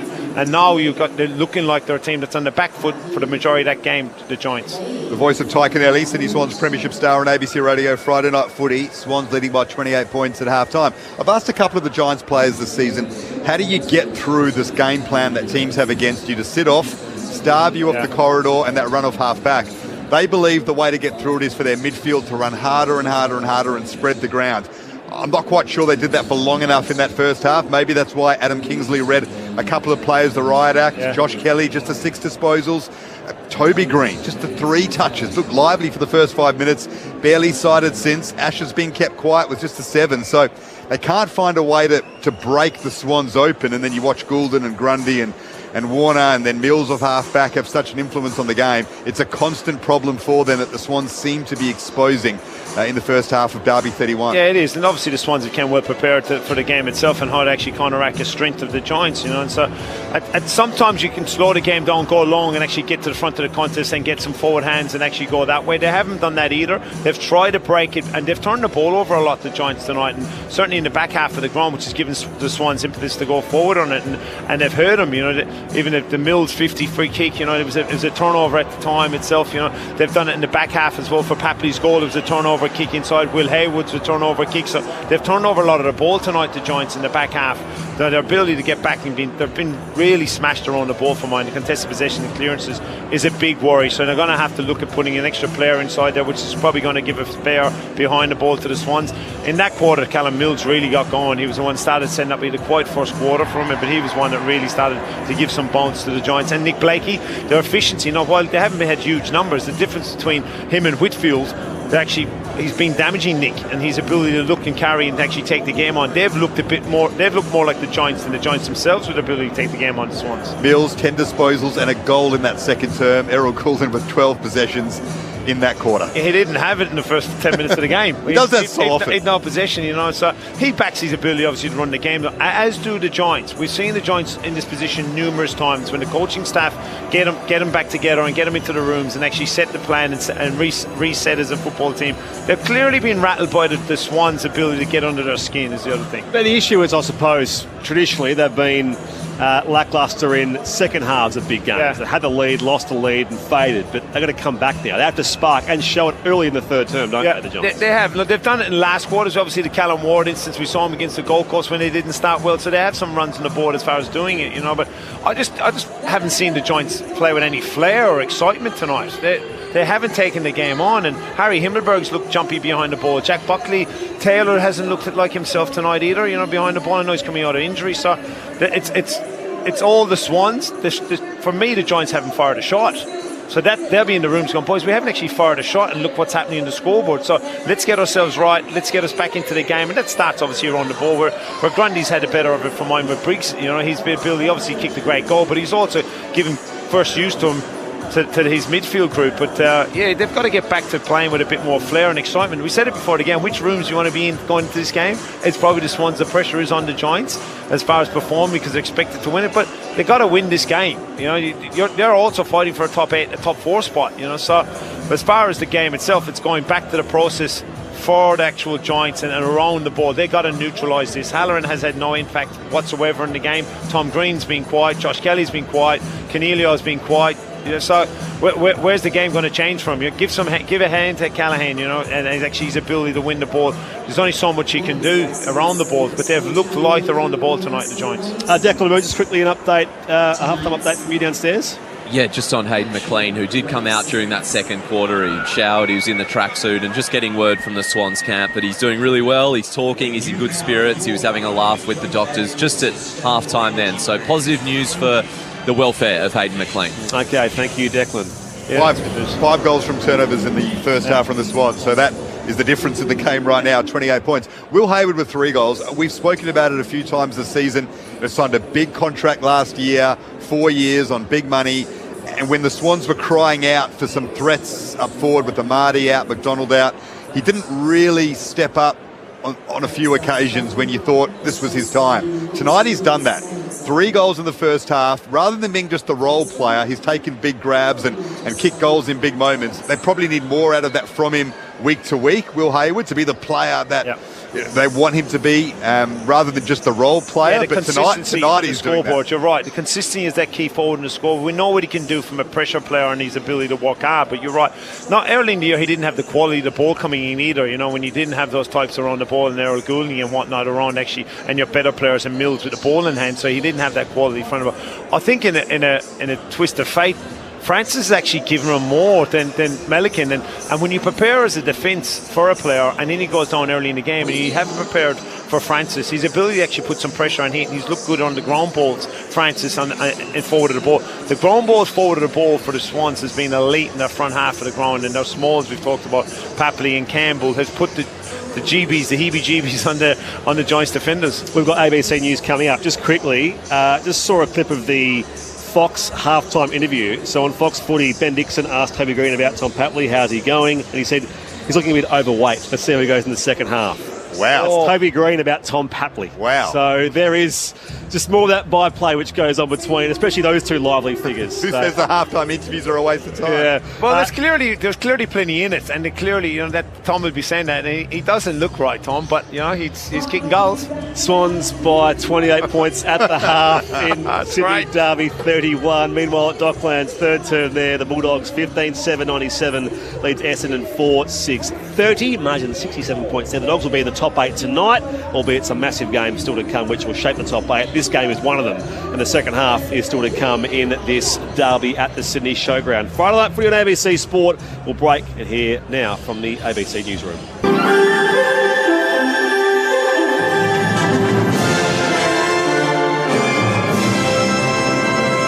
ABC News with Satyam Weinstein. Australia and the United Kingdom will sign a new 5-decade treaty to cement the AUKUS submarine pact, despite an ongoing review by the United States into the agreement.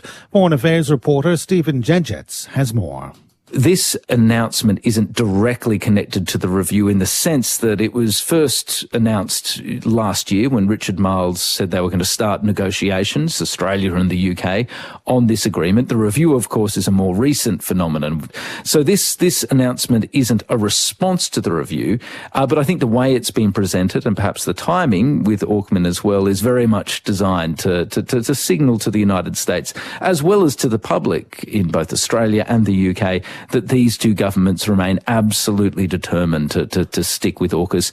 Israel's embassy in Australia has pushed back on new criticism from Prime Minister Anthony Albanese of the country's actions in Gaza. The Prime Minister has labelled the conflict a humanitarian catastrophe, saying Israel's denial of aid and killing of civilians cannot be defended. In a statement, Ambassador Amir Maimon did not directly reference the Prime Minister's comments, but says condemning Israel for defending itself is wrong. He says pressure should be placed on Hamas, who he says is responsible for the war. Meanwhile, the Palestinian ambassador to the United Nations is calling on other member states to follow France's lead and officially recognise a Palestinian state. French President Emmanuel Macron says the formal announcement will be made at a session of the UN General Assembly in September. Hamas has called it a positive step, while Israel says it rewards terrorism. Ambassador Riyad Mansour says he'd like to see other countries recognise a Palestinian state. We would be delighted if leaders from all corners of the globe will be meeting in the General Assembly, perhaps to follow suit of France, either to recognize the state of Palestine immediately or to say that they will be joining France. International law specialists say having a mediator facilitate dialogue between Thailand and Cambodia could prevent more violence. It comes amid an escalating border conflict that's already left 16 people dead, most of which were in Thailand. Bangkok has already rejected mediation efforts from third countries, saying it wants to settle the conflict through bilateral talks. Assistant Professor of International Law at Thammasat University, Thanapat Shinaktamp, says having a mediator could prevent things from getting worse. ASEAN might not have its role much regarding the binding decisions toward the dispute between two countries, but at least they can ask both countries to come to negotiate with each other. So that would be kind of like the thing that might postpone the situations to not be even worse. Forensic officers are examining a Perth property where a man was tasered by police before having a medical episode and later dying in hospital. Lily Cristanto has this report. Police say a man entered the home on Priestley Street in Embleton just after midnight and started smashing windows. They say he behaved aggressively and refused to comply with the directions of officers. The man was then tasered. Police say the man suffered a medical episode minutes later and subsequently died in hospital. Forensic police and detectives remained at the house, occasionally depositing items into large paper bags. The property has been cordoned off with police tape. The incident is being investigated as a death in custody. Veteran finance journalist Peter Ryan is being remembered as a lovely bloke whose dedication to public broadcasting was second only to his devotion to his family. Peter Ryan joined the ABC in 1984, serving as a foreign correspondent, the executive producer of Business Breakfast and the founding editor of Lateline Business. The 64-year-old died after being diagnosed with metastatic thyroid cancer and is survived by his wife Mary and daughter Charlotte. Former ABC business journalist Stephen Long says it was a privilege to work alongside him. Peter loved his work and everything about it. The journalism, the connection to people, the storytelling, but even more, he loved being a dad to Charlotte and he loved his dear wife Mary, and he was just the consummate family man. Newly formed Afghan women's refugee team will be coached by Scotland soccer legend Pauline Hamill. An unofficial Afghan women's soccer team has been playing in exile in Melbourne with the support of A-League club Melbourne Victory since the Taliban seized power in 2021 and banned women from playing sport. Hamill will lead 3 talent identification camps in the coming months to assemble a squad. ABC News. Get your footy fix live and ad-free with the ABC Listen app. Whatever footy you're after, we've got you covered. Called by ABC Sports expert commentary team. ABC Sports coverage of the footy on the ABC Listen app. This is the 2025 AFL Premiership season on ABC Sport. Hayward for his second. 45 out, straight in front, slots it beautifully. Swans with another. Teeny gets around Darcy Jones. Long kick into attack. Mark not taken by Hayward. Yes, it is. He almost lost the handle, then reeled it in with the left bicep. Hayward snaps it through. He's got 3. Callum Mills will have a shot from 50, almost directly in front. It's another one for the Swans. A captain's goal from Callum. It's boundary throw in attack for them. Down to Tom Green, the snap. Big goal, Tom Green. Giants needed that badly. He does that ever so well. Hatley on a 45-degree angle, left-hand side of the field. This set shot just swoops in. Goal umpire watched it. And Tom Patley lets them know all about it as well. I think he's certainly arrived, hasn't he, now, Aaron Cadman? He's seizing some control of that forward line alongside Jesse Hogan, and he has a goal here. A much-needed one for the GWS Giants as we approach the major break. This is ABC Sports coverage of the AFL. On your radio. ABC Sport Digital. And on the ABC Listen app. Sydney Derby 31 here at the Showground, the Battle of the Bridge, and it's a battle of far more than just bragging rights because the Sydney Swans are fighting to keep their season alive, and that they are doing so far so well. 28 points is their lead at the halftime break. 7-8-50 the Swans lead their crosstown rivals, the Giants, on their own deck. 3-4-22.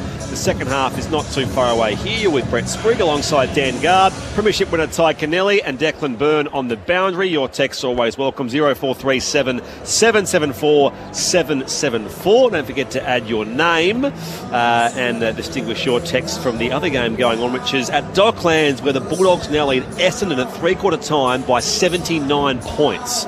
So 17-7, 109 to 4-6-30 in that game there. Aaron Norton's kicked 6, Sam Darcy's kicked 5. And Marcus Bontempelli has 23 disposals and a goal. Highlights few and far between for the Dons. Liam McMahon's kicked a couple of goals. Nate Caddy, 10 touches, 1 goal as well. Sam Durham, 23 disposals. Dylan Shield, 22.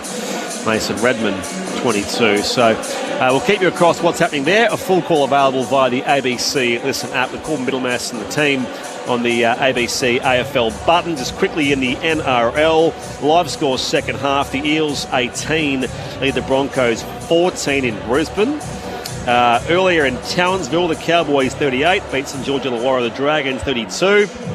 And of course, the weekend gets even bigger. The British and Irish Lions are on tomorrow. We'll have full coverage from the MCG. Irish and British Lions heading there. Come on, the boys. 11 Irish first starting. Let's go. Let me tell you, if they sweep the series, which they probably will, this time next week in Coogee could be absolutely insufferable. Worse than usual. I was in the airport this afternoon. It was bad enough. Lions shirts everywhere you look. Just on the rest of the weekend as well, of course, listeners throughout WA get Sports Talk tomorrow from 10 o'clock with Clint Wilden and the team. And there's also, of course, the footy. So the Q Clash is the first of our games. Yeah. Saturday Arvo games on the Gold Coast don't always resonate with crowds or... So they got to answer, don't they, Gold Coast? So that'll be big because the Gold Coast, of course, much like the Giants and I suppose Freo, the Bulldogs. So the Bulldogs will be in the top 8 tonight with that incoming win against the Bombers. But Gold Coast beat Brisbane. And then the Western Derby tomorrow. Fremantle versus the West Coast Eagles at Perth Stadium. That's a 2:15 bounce. Perth time. 2 night games, North Melbourne versus Geelong at Docklands and the Showdown. So all the rivalries are on this weekend. Adelaide versus Port Adelaide, the Saturday night game from Adelaide Oval. On Sunday, Richmond, Collingwood, St Kilda versus Melbourne to close the round. Of course, those games overlap quite significantly for some reason. Here, the Swans lead by 28 points, Tig, and a good start for the Giants in this second half is non-negotiable. Yeah, it is. And look, I'm just looking for a change, but they haven't changed any personnel around the ball here. The Giants are going as if this is a starting lineup for them, actually, the way they started the game itself from the Giants' perspective. But you know, who would have thought the 2 Greens would have 10 disposals in the first half of a derby game for the Giants? They need to lift both Greens, and looking for Toby to really lift on the back of some comments on the field. In case you missed it before ABC News, Toby Green called Tom Patley overweight in his halftime TV interview, so there'll be some words said out there, I'm sure, throughout the remainder of this Sydney derby. Second half underway here on ABC Sport. You're with Daniel Garb. Swans lead by 28 points. Looking for one of the more miraculous second half of the season showings in recent memory. If they can sneak into the 8, this would be a huge boost in terms of that quest. Here's Roberts at centre-half back. The Giants try to put some pressure on. Stringer wins the hard ball, gets it to Darcy Jones, just outside 50. Over the top to Angwin. Now Toby Green, the outside of the boot, snap! Touched on the line. That would have been the perfect start to the second half of the Giants and Toby Green. just had the 3 touches in that first half of football. The lead is now 27 points in favour of Sydney. Already more intent from the Giants, their ability to actually put some forward tackle to the half-forward line in that instance. Blakey, the kick out, bombs it long down the corridor. Buckley in the contest with Warner. Hand pass off here toward Jordan. Tumbles it towards half-forward now for the Swans. Gathered down there by Fonte. Dumped in the tackle of Buller. And the umpire will board up at half-forward for the Sydney Swans. 27 points, the visitors lead. Umpire wastes no time. Grundy and Briggs in the ruck. There's a hold there going the way of the Giants. Advantage paid. Callahan's away. He bursts away from Rampy. Has a couple of bounces. The flying fin. Long ball into attack. Vacant goal square. It'll bounce through. The smoothest mover of all in the Giants. Gets them going in the second half. Wonderful individual goal from Finn Callahan. Took the advantage. A couple of bounces. Left Rampy in his wake. With the open goal square converted from 55 on the run. That was impressive off a free kick from Briggs. Tom Green got the hit out itself. He got the clearance itself. But I love the way as a left footer bouncing the ball with his right hand, running down the middle of the ground and comfortably kicking that ball 50 to the top of the square 9. It's going to run forward. What a great start from the Giants. As we just said in the previous couple of minutes to start the quarter, you could see there was a different intent from the group, from the Giants who were on their way. They were hunting that ball at half forward from the first centre bounce to the second half. So that's often it can take. That's all it can take is some pressure on the opposition, and then you get a break from the ball. And the class of Finn Callahan there was on shore, certainly. They've still got those game breakers, the Giants, and then they break their way back into it. The goal to Finn Callahan. Restart back in the middle. Kelly to Tom Green. Paddled forward back to Callahan. Ash beaten to the football by Lloyd. Took Lloyd's head off as well as the hand pass comes to Goulden. And now McInerney can finish on the run from 40. And the Swans get the immediate reply. For Justin McInerney. Margin at 27 points in a heartbeat. At 8:56, the Swans, the Giants are 4-5-29. Early stages, third quarter. Friday night, 40 on ABC Sport, Tyconelli. What a great response. The ball was bobbling around for a while. Tom Green got his hands in the ball first as the first clearance, but coughed it up. And the clean hands from Goulding and Justin as that winger running into the ball. James Jordan was the one with the forward handball. Could have easily kicked it, but decided the composure and decision making actually look for a forward handball to Earl Goulding, as we know, is a great decision maker, and Justin finished it on the run. So great response when the team looked like they were on top early in the first 3 or 4 minutes of the game. Second half, sorry. I'm sure he's doing the voting for the Brett Kirk medal, but Errol Goulding has won 3 of them. I'd love to see Toby Bedford go to him. He's just starting to build for a 4th. Yeah, he's going to end up with 35. I'd love to see Bedford to go to him, because Bedford can run. 20 touches, 5 score involvements, critical in setting that up for McInerney. Here's Blakey at centre half back. Swans up by 27 points. Frantic start to the third term. Goulden couldn't get clean hands on it that time. They're trying to knock it away from the contest in the middle of the ground. Eventually Mills is happy to have Stringer tackle him, and we'll have a ball up just forward of the centre for the Giants. We're 4-5-29. Swans 8-8-56. Grundy wins a hit out. The Swans leading that category, winning clearances, hit outs all around the ground. Jordan to McInerney to throw. Umpire will penalise him. It will be coming back to the Giants, and Finn Callahan, 55 from goal at centre half forward. Got the targets inside 50. Brown goes up there, competes at the drop with Blakey, and now Lloyd slips a tackle of Stringer. Back to Heaney. The Swans can clear defensive 50. Fonte's underneath it though, just went over his head. Taylor gets hands to it, well wrapped up by Papley. Umpire lets play go and then says that was holding the ball against Taylor. Good tackle, Papley. Backing up his talk.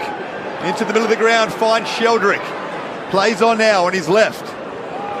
Out wider to Roberts. Swans with some space. Up by 27.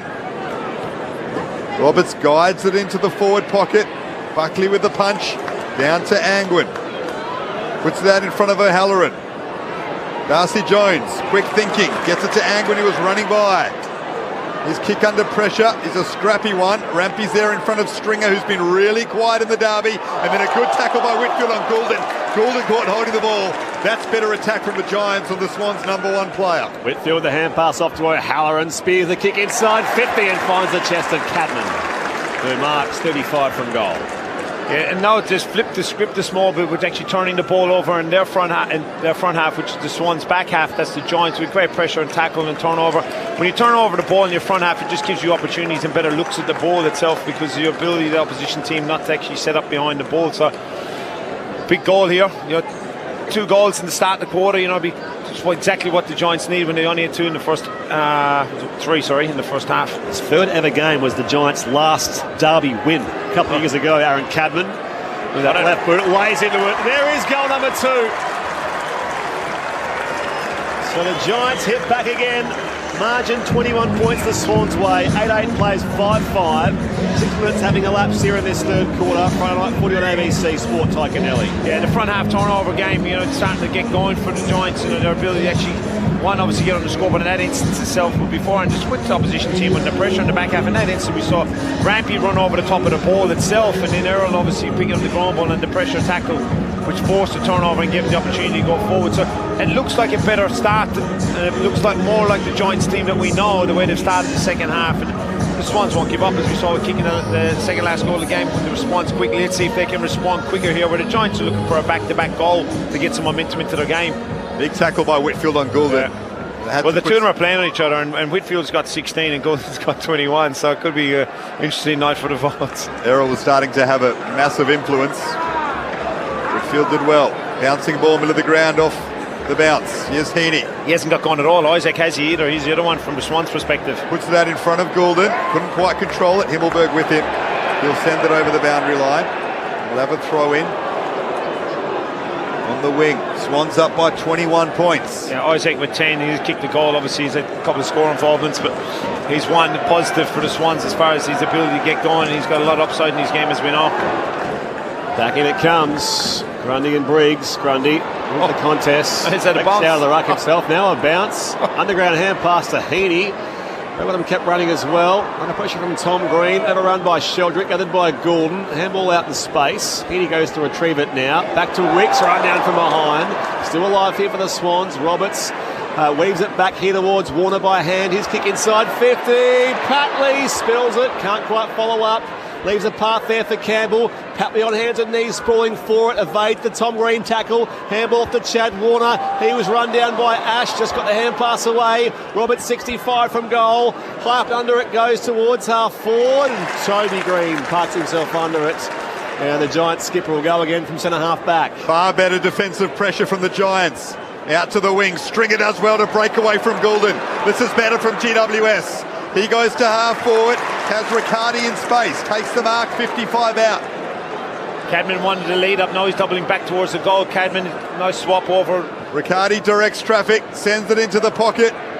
Over the head of a couple, touched, and over the boundary line. A throw in deep in attack for the Giants, but it was far better work in defence by them. Fonte with a crucial intervention as Papley was about to take a mark inside 50. Clearly the Giants coaching staff identified Cadman also as a dangerous forward right now. He's the one that's moving, he's the one they're identifying and actually trying to get the ball to as much as possible. Umpire heaves it back in. Grundy up in front. Briggs wins the contest this time though. Can't get boot to ball. Mills off the deck here in defence. Cunningham to Roberts. He kicks out of bounds on the full. Yeah, let's see the Swans now under pressure here last couple of minutes. So let's see how they respond. It's the Giants clearly lifted their pressure factor and their ability to get after them. So let's see if the Swans can have the composure to calm the game down and make some smart decisions with the ball in hand, which they haven't in that instance. Goal line defence in rugby terms as the Giants have it in attack. Himmelberg from the outer wing, called to play on. Sends it deep. He's the attacking arc here for the GWS Giants. Grundy spills a defensive grab, and again they pile in from all angles. Will ball it up. Meanwhile at Docklands, fourth term underway there. The Dogs lead Essendon by 78 points. The less said there, the better. Big percentage boosting win for Luke Beveridge's men. Ball up, deep in attack for the Giants. Riccardi palms it down to Briggs doing the roving and just missing. The two ruckmen combining. I like that. How often do you see that? Riccardi had Briggs running off him. Some sharp work to get it down to him. Couldn't quite cap it off. Swans lead by 20 points. Giants piling on the pressure. The kick out as Mills finds Roberts. Roberts, who's 3-0 in derbies, so a lot of those younger Swans players have never lost. The young Giants players never won one, based on the recent form line. Roberts Just hoofs it down the outer side of the ground. Francis wins it down here, and now this kick from Toby Green finds the boundary line. That should be deliberate and is. Yeah, every day. He had no other real intention other than to kick it straight ahead toward that true centre wing outer side position. So Francis has it here for the Swans. They lead by 20 points. 11 go on third term. Francis, the sub, came in the first 30 seconds. Bombs it towards half forward. It's intercepted by Harry Himmelberg. Game's on now, isn't it, guys? It's 20 points. It looks like it's the Giants game, so they've got all the answers going forward as well from the Swans. Ash under pressure. Gets it to Iden. He'll chip it over the top to Buckley. Can someone run off him? He goes to Bedford. Kick just goes the 15. Giants with the better of it in this third term, but still trailing by 20 points. Bedford will kick this just across halfway. Riccardi made an excellent contest and then doubled up with a tackle on Heaney. Heaney got a free though. Warner spins away from trouble superbly and then finds Rampy. Has Jordan running next to him, chooses to go inboard to half forward instead. Maybe not the best option because Cornelio cut it off. Well done the veteran, back in the team to Buckley and now Himmelberg. Now the Giants can get moving. The danger man in Callaghan on the left goes deep into attack. Mark taken by Stringer. He'll kick from 25, slight angle to the left. And the Giants are starting to ask big questions of the Swans now. Yeah, and again another turnover here. You know, the Swans had the ability to actually wrap the ball up. They didn't, and Cornelio was the one on Heaney to turn the ball over. But when your better players get the ball in the hand, and Finn Callaghan in that instance, he's identified a 1v1, kicked at the favourite side, and it's always going to be difficult for Mills. 7 goals in his last 2 weeks. Quiet in the derby so far, but Jake Stringer is on the board. That's a big package delivered to the Giants. All of a sudden, the Swans lead is down to 14 points after they led by 6 goals in that second quarter. Yeah, and he gave a bit too on the way off to Callum Mills and a couple of Swans players. Jake Stringer on the way off saying, well, good for the goose, good for the gander, isn't that the saying, I think? Something like that. You know, so he's given a bit back to him, and it's like the script has been flipped, hasn't it, from two teams at half-time, where the Giants now have got all the play in their front half of the ground and executing. So let's see what the Swans midfield group have to respond. To put Warner inside with Gouldy now. What about Callaghan's quarter? He's got the tag from Jordan. We saw Jordan quiet Caleb Sarong a few weeks ago. He was much lauded, but Callaghan's winning that battle surely. Yeah, he's 4 score involvements as well, and he's hit the scoreboard himself in. So, but very impressive football as we know. Back-to-back goals for the Giants. 3 of the last 4 in the game. Waiting for the clearance. So Halloran competes with Sheldrick. The Giants, Riccardi follows up there. Hayward busy. Warner hacks it out of the air towards half forward, and Francis gets up there. Angwin, though, crumbs it for the Giants. Taylor sweeping hand pass across the outer side. Callaghan's out in space again. Rooted about to the flying Finn. Sends it towards half forward. Up in front. Cameron again. He marked 65 from goal. Wheels and goes and finds the lead of Hogan. No, it was a little too deep. Hamlin gave a spoil on him. It's going to be a free kick. Free kick, Jesse Hogan for contact over the shoulder. And he'll take a set shot for the left forward pocket, 35 out. Isn't it amazing the way things go your way? Even that crumb, the ball went forward for the Swans, but the crumb fell straight into Taylor's hands.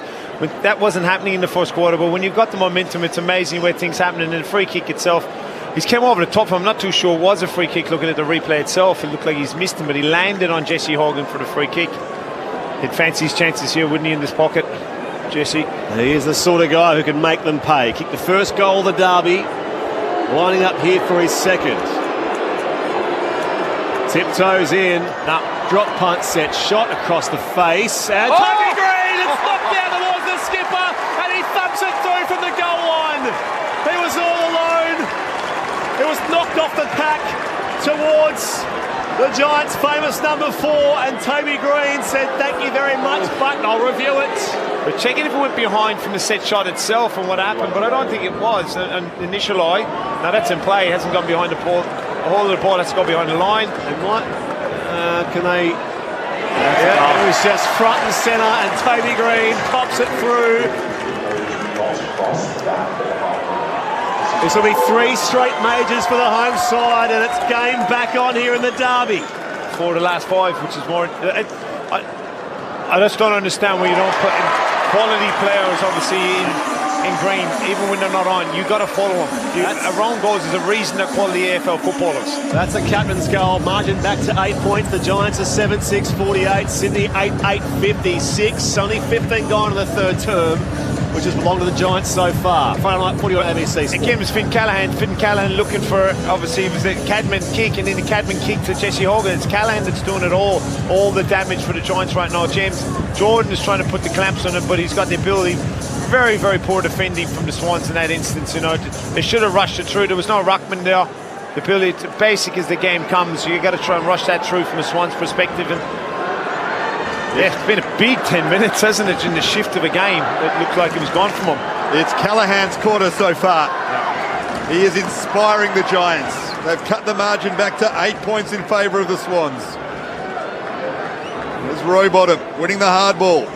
Trying to get Sydney back into this game. Clever by Goulden to tap it over his shoulder. Picked up nicely by Campbell. Back to Errol. Punched away though from Sheldrick by Buckley.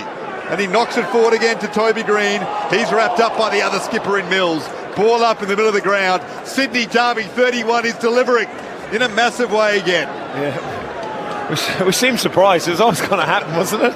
The margin was 34 points. Time on second term the Swans' way. The Giants have found their way back into it. Canelio wraps up James Rowbottom, and the umpire will ball up.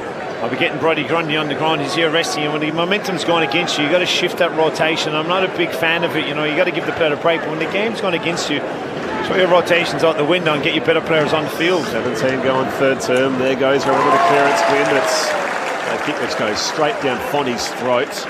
He marks here for the Giants inside defensive 50. Now to Declan Byrne very shortly as Fonty goes across to Taylor. To get out and run here. Hand pass under pressure. Back to Connor Iden. McInerney goes with him. Gets it back here to Taylor. Works it wide out to Angwin. He takes on Roberts. Still alive here for the Giants. No, Buller comes bustling through. Back to Hayward now. The Swans on the turnover. Roberts. Quick work by foot. High inside 50. Patley with the spoil there from behind on Buckley. And Fonty can clear here for the Giants. He's doing an excellent job on Papley. It's Joe Fonty. A couple of big wins from the youngster. Here they move to the middle of the ground. Inspired by Fonty. They get it to Riccardi. Over the top. Well done, Mills. The kick wasn't great from Riccardi. Mills read it well. Took the defensive mark and tells everyone to calm down. Let's try and get some possession going because we are under the pump, says the Swans captain. 8 points they still lead by though. Up to the wing, Callahan with a big mark. Doing it all himself in the middle of the ground for the Giants. That's a big grab from the hugely talented youngster on the wing. Short kick to find Riccardi. What can the Giants do with this chain here? We've had a lot of momentum in this third quarter at the showground. On their home deck, Riccardi drives it long inside 50. At the drop there, Bedford, was he taken high? Umpire says yes. Jeez, he hit the contest hard, didn't he? Giants free kick. He was taken high in there by one of Cunningham. Or Wicks, is that? I'm not sure. Or Wicks or one of these. Taken up there with a couple of players, but it will be a free kick here for Tabby Bedford. Just quickly, Declan Byrne, I saw Joel Hamling come from the field down to you. Yeah, Hamling in some pain. He came off limping. He hasn't got any attention, but he's flanked by either doctor. They're talking through it. He just keeps wincing. So, I mean, they don't have a sub left. He probably have to play through this pain. I'll keep an eye. Especially down back where the Giants have had more surge going forward in this third term. To cut the margin back to 2 points. Bedford opens up the angle and puts it through. Brings the showground to life if they weren't already. And Derby 31 just keeps delivering. The Swans hanging on to a 2-point lead at 8:56. Plays UWS 8:6:54 as we hit time one of the third quarter. Friday night footy on ABC Sport. You're with Ty Kennelly. Talking about body language now, but the way he tacked the ball, it was Harry Cunningham to get the free kick. You get some just watching the replay itself, but the way he actually tacked that crumb. Again, it was Cadman that created this ball and that created the contest. It was a 3v1, and his hand, Harry Cunningham's hand, was just over his right hand was just over the shoulder. So, but they've had all the momentum this quarter. They've tightened up their back half, and this is in the half back line from the Giants' perspective, and they've got a lot tighter, which is they've turned over a lot of ball, and then obviously their front half and contest work's been outstanding this quarter, led by Callahan again. Grundy back in the middle. So if the Jordan tag on Callaghan's not working, do you think, well, let's put another ball winner in there? Probably put Heaney in there and say, let's go head-to-head. It's right. Rather get another star player, because at the moment, Callaghan's doing as he pleases despite the tag of Jordan. So they've got Heaney on the bench at the moment, so you've got Justin McInerney, Warner and James Jordan still going against Callaghan. Grundy back in the ruck. Swans lead down to 2 points. McInerney in the middle. Does well to win it. Gets it to Jordan. His kick smothered. And then Briggs just knocks McInerney off the ball. Giants going again. Jones to Kelly. Went through his hands, and Roberts was able to gather at centre-half back. Grundy, the pressure came for him, but he found Wicks. The chip pass to Mills. And now moved out for Warner. And Swans finally take a breath. 8-8-56 Sydney. The Giants 8-6-54. Grundy marks just forward to the wing. Waste no time. He goes wide to McInerney from half forward. Pops it inside 50, but Taylor is in front there of Hayward. Intercepts the GWS Giants. Poor kick inside 50. Should have popped it up over his head. Set it on Taylor's head. He was defending in front of Hayward. Both teams guilty of that at times in this game as well, Ty. Whitfield at right half back here for the Giants. Two different teams, isn't it? It's incredible what's happened. As his kick chopped off by Campbell now. So the Swans will have it again at left half forward and lead by just 2 points. Campbell will send this long on his raking left boot. Hayward pushed under the contest by Taylor, who takes the mark. The absence of Hayden McLean perhaps showing there. Callaghan gets it back from Iden. That's a beautiful kick on his left to Cadman. And you see Francis on the mark, who actually should have been the target as a key forward here. He's actually outside centre-half forward, so he should have been really the deep forward in that instance with Campbell. But Giants, all the answers at the moment all over the park. They're looking to try and switch the ball to Ash out here on the side of the stand.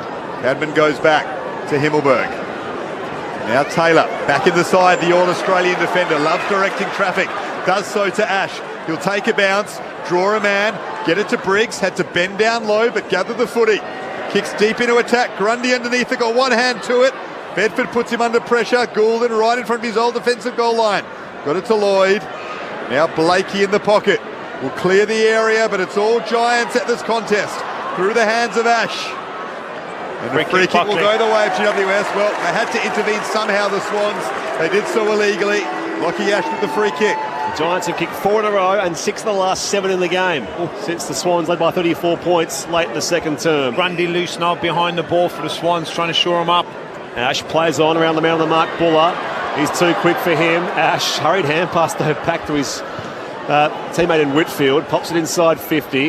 It's an awkward low ball there for Brown. Coming through, wrapped up his row bottom, and the umpire will ball up in the right forward pocket for the GWS Giants. Where's Toby? It seems like a Toby Green goal, doesn't it? Is he on the bench? Grundy wins it down. Hickelio outside of the boot. Lloyd waiting for it there. Tom Green taps it away, but Mills onto it now. Provides a shepherd as Rampy can clear for the Swans. Hurried kick. He's out of bounds on the full. The forward pressure from the Giants causing another mistake. Rampy blazed that across his own defensive 50. And went into the crowd. And Bedford has already kicked a goal in this quarter. They are shallow pockets, you know, so it's not a deep one. So you got ability to actually kick this in. They will kick it just before the arc. Not sure he's got the leg for this Bedford. Kick this from maybe just inside 50 at best on a very tight angle. Briggs is down there. Cadman and Hogan will look to fly. Toby Bedford. He's got it. Has slotted it. Don't doubt him. He's got 2 in the quarter. More importantly, the Giants have the lead from 6 goals down in the second term. They have stunned the Swans to start the second half. And they lead by 4 in Sydney Derby 31, 24 minutes gone in the third. Yeah, it's all off the contest work itself. The contested possession, they pulled it back. It was minus 14, now it's minus 10. They pulled back the clearances to give them the extra chance to play some front half football. Their half forwards and their ground balls in the front half have been elite, and the pressure they put on the Swans defence has been top notch, which has created obviously in that instance a turnover. In the first half, it was all the Giants creating turnovers. There's 5 turnover goals to the Swans. The script has been flipped, as I said numerous times in this game, but it's almost identical the way it's been flipped as far as the pressure and the turnovers from 2 teams. It's been identical the way they've both got ahead in the game. But yeah, we've been looking for the Swans to respond. They haven't responded this quarter, have they? And still, Joel Howling is on the bench for the Sydney Swans. As Declan mentioned, in some discomfort. They've now conceded the last 5 goals in the game, 7 of 8 since the Swans led by 34 points. And now Callaghan's just ragdolled James Jordan in the middle of the Sydney Showground. Swans trying to put McInerney behind the ball or Rowbottom. They're trying to put an extra defender where Himmelberg won't let him. Giants lead for the first time since Jesse Hogan kicked the first goal of the game. Green brought to ground, now a ball up again. Rampy's up at the contest on Green. He's going to tire him out, which suits Green. Giants playing the game their way now. Sorry, Gabby. Giants lead by 4. Clean tap from Briggs down to Tom Green. They work it forward to Angwin, who's taken the mark. 55 out, pokes it over the top for Himmelberg, who runs on and grabs it. Just inside attacking 50. This will lift the stadium. He'll go out to the boundary and try and kick this around the corner the way Harry Himmelberg kicks the ball. We've got a great angle on this. It's a tough kick, but I've seen him kick him. Just 1 goal for the season for the Giants. 4th highest leading goal kicker, Harry Himmelberg. Now a permanent defender for a massive goal in the derby. Just outside 50, tight angle. Looking very good. It's through! Harry brings the house down. The Giants rampant. Out to a 10-point lead. Bedford and then Himmelberg from distance and the tightest of angles finish wonderfully. They have an incredible goal accuracy record at MG Stadium. It has been much discussed, the way in which they convert at the Showground compared to other teams, and that is coming to the fore in a very big way here in the derby, down to Declan Byrne. And the news is not good for the Swans. Hamling hasn't even got any attention. Right hamstring. He's done for the game. So they are down Hayden McLean and Joel Hamling. 3 on the bench for the Swans as the Giants take hold of this game. Yeah, they're just playing really reactive football now, the Swans. They're trying to put Justin McInerney behind the ball. That's which allowed Himmelberg to come up with him as the defender, that's why allowed him to actually shot a goal. But what a finish. What a call by me. Giants, indeed it was. Giants by 10 points from the restart. Tom Green fires the hand pass back to Whitfield, gives some distance from centre half back. Bouncing out in space here, onto it now. Callum Brown comes back in more to find Callaghan. A loud cheer every time he runs onto the football. Pops it inside 50 and Hogan leads up and marks. 40 out directly in front. The Giants have taken control of this game by the throat. They just keep pressing their claims here. He lays off the hand pass to Lockie Ash. Flying shot from 50. It wobbles back and it's got the carry. The Giants with 7 goals in a row. They're out by 16 points here as we approach 3/4 time. 28 gone, 3rd term. Friday night footy on ABC Sport. What a Sydney derby, which is now controlled by the Greater Western Sydney Giants. Finn Callaghan, all off the back of Finn Callaghan, a lot of the stuff that he's done obviously early in the quarter, but now they're certainly up and gone. The Swans are trying to put Isaac Heaney or someone back behind the ball to actually try and stop the Finn. But you got to also neutralise the ball at the contest itself, so they got an absolute dating in the last 10 minutes around the ball, this one. So put an extra player around there or actually trying to neutralise the contest itself. And what a finish. The Giants don't want to go in at 3/4 time. Just want to keep the momentum going, don't they? Lockie Ash's 8th career goal, 120 games, 8th career goal for Lockie Ash. The Swans drowning under the pressure of the orange tsunami. 16 points the Giants lead by now. Briggs wins the clearance. Bouncing ball inside 50. Stringer for another one. Don't tell them. Stringer has 2. And the Giants are putting on one of the biggest shows of their season. On their biggest stage of all. A most incredible quarter in Sydney derby history. The Giants now up by 22 points after trailing by 4 goals at half-time. I'm just looking at this incredible finish, and we're talking about the midfield group, but that's what he can do, Stringer. We know that obviously it's a forward, but it goes back to that midfield group again, and Grundy himself needs to get involved in the contest. Just looking at the players there from the Swans' perspective, trying to fix the problem. There's 7 or 8 players in midfield groups come together.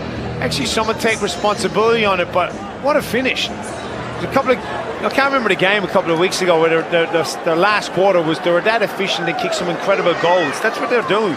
Their ability to kick these freakish goals has continued here. The Suns, was it? Grundy wins it down here. Jordan, hand pass missed. Goulden gathered here by Canelio. Giants win the clearance again. Bouncing ball inside forward 50. On the awkward bounce there, Hogan. They got it now. Brown competes, gives a nudge, follows up off the outside. It was a touch that rolls into the post anyway. So it's a minor score. But it's been a 57-point turnaround in about half an hour. From late in the second term to now, we've hit the half-hour mark of the third quarter. The Giants now 9 goals 3 this quarter to a goal. Lead by 23 points to the home side here in the derby. It's a 10-goal quarter nearly. The Swans' inability to stop momentum coming to the fore again. Grundy takes a big mark. But they have been absolutely stunned by one of the most incredible showings in a quarter we've seen between these two sides. The Giants, unstoppable. Up by 23 points, and Buckley takes the defensive mark in front of Francis. You can just see the Swans players' heads dropping. He goes to Whitfield, kicks up to centre half forward, free kick, GWS. Dropping of the arms on Stringer, who's come to the party. It's the handball that got Whitfield going, got the game going forward for him. Stringer pumps it deep into attack. Off hands, Brown tracks it into the pocket. Couldn't get hands on it, boundary throwing deep in attack, but this is what Stringer does. He'll be quiet for a half and then just break the game open, which he's done in this quarter as well. Down to Declan Byrne. Yeah, it's gone from panic stations to pandemonium down here. We've been here for a lot of quiet games. I think this is the loudest I've ever heard the Sydney Showground. They are going off. There wouldn't be 18,000 here either. Back in it comes, inside 50 for the Giants. Kelly on hands and knees. Handball picked off by Heaney. Bedford, though, second effort for the Giants. Again, they pile in from all angles, and the umpire will ball it up. The game is simple, isn't it? The pressure that they put on in the first 5 or 6 minutes of this quarter has come back to them now, the Giants. The game is about pressure and contest, and that's exactly what the Giants have done. Free kick here, which will go the way of the Swans. Callahan on James Jordan. Yeah. All but the umpire 250 metres away. It's a non-controlling umpire, but they've kicked 8 goals in a row, the Giants, and will have a long third term as a result. We had a long first quarter because of Hayden McLean being knocked out. And now, as Declan Byrne said a short time ago, Joel Hamling, Swans' key defender, is out with a hamstring injury. So they're down a rotation as this ball is spoiled out of bounds for a throw-in on the members' side. Iden tangled up down there with Aaron Francis. Stoppage on the members' wing at the showground. The home side here, the Giants lead by 23 points as we approach three-quarter time. Inside 50, 17-7 in favour of the Giants this quarter. Here's Canelio. He's had a decent game. Gets a high one. He's adding a bit to this midfield. Yeah, he has. It's been the best game I've seen him play, around the board, certainly the last quarter and a half. He's looking really strong. That's important for the Giants in a wretched run with injury this season. He's looked at it. Canelio kicks into attack. Milliken punches it away from the contest. Callum Brown just caps it in front of himself. Lloyd gathers it. Goulden, he's happy to take the tackle, and he wins a free kick for a high one. Deep in the left back pocket. The Swans swarmed again. Trailing by 23 points. They cannot wait for this three-quarter time siren just to regather themselves and try and recalibrate. Goulden takes the free kick from deep in defence. Has some space to move, so he sends it long beyond defensive 50. Grundy, towering mark on the members' wing. Can they find a late goal here, the Swans, in this third term? Just halt some of that Giants momentum. An absolute wave, the tsunami wave of scoring momentum here for the home side. Hayward receives a short ball from Grundy. Called to play on now. Pops it down the line. Francis wants to sit. Big contested. Grab 55 out. Hand pass off to Warner. His kick goes inside 50, looking for Heaney. Ground ball. Heaney can't gather. Wrapped up down there. Just came away. Himmelberg now through traffic. Handball to the outside. Might just be okay here for the Giants as O'Halloran's kick on the three-quarter time siren, which signals an end to an utterly dominant display of third-quarter football from the GWS Giants. 8 goals unanswered in this game. They've kicked 9 of the past 10 to turn around a 34-point deficit to a 23-point lead at the final change. Goal kickers so far: Aaron Cadman, Jake Stringer, Xavier Bedford have all kicked 2. Bedford and Stringer kicked all their goals in that third term. Hogan 1 goal, 2 so far. Toby Green, Finn Callahan, Harry Himmelberg, Lockie Ash, Tom Green also on the board for the home side. Meanwhile, for the Sydney Swans, 3 goals to Will Hayward, all those in the first half. Tom Papley, Justin McInerney, Brodie Grundy, Callum Mills, Isaac Heaney also on the board. Their sub was made after 30 seconds. Hayden McLean subbed out in the first minute of the game. He was knocked out in an accidental contact with Sam Taylor. So because the sub was made so early, Aaron Francis into the action. They've since lost Joel Hamling in that third term to a hamstring injury. So more worries there for the Swans. Down to Declan Byrne very quickly. Just briefly, yeah. Dane Rampy then just held the coaches off for a second, grabbed the group in, some pretty stern words pointing, and just wanted to have a quick word before the coaches. Still a quarter of footy here to come at the Showground. How lucky are we? The Giants lead 12-7-79 to 8-8-56. Just quickly, meanwhile, at Docklands, it's just gone full time. The Bulldogs have beaten Essendon by 93 points, 22-11, 143 to 7-8-50 for the Dogs. Aaron Norton and Sam Darcy combined for 13 goals. Norton with 7, Darcy for 6. In fact, we had Riley West who kicked 3 goals. They combined for a total of 16 goals, those 3 players.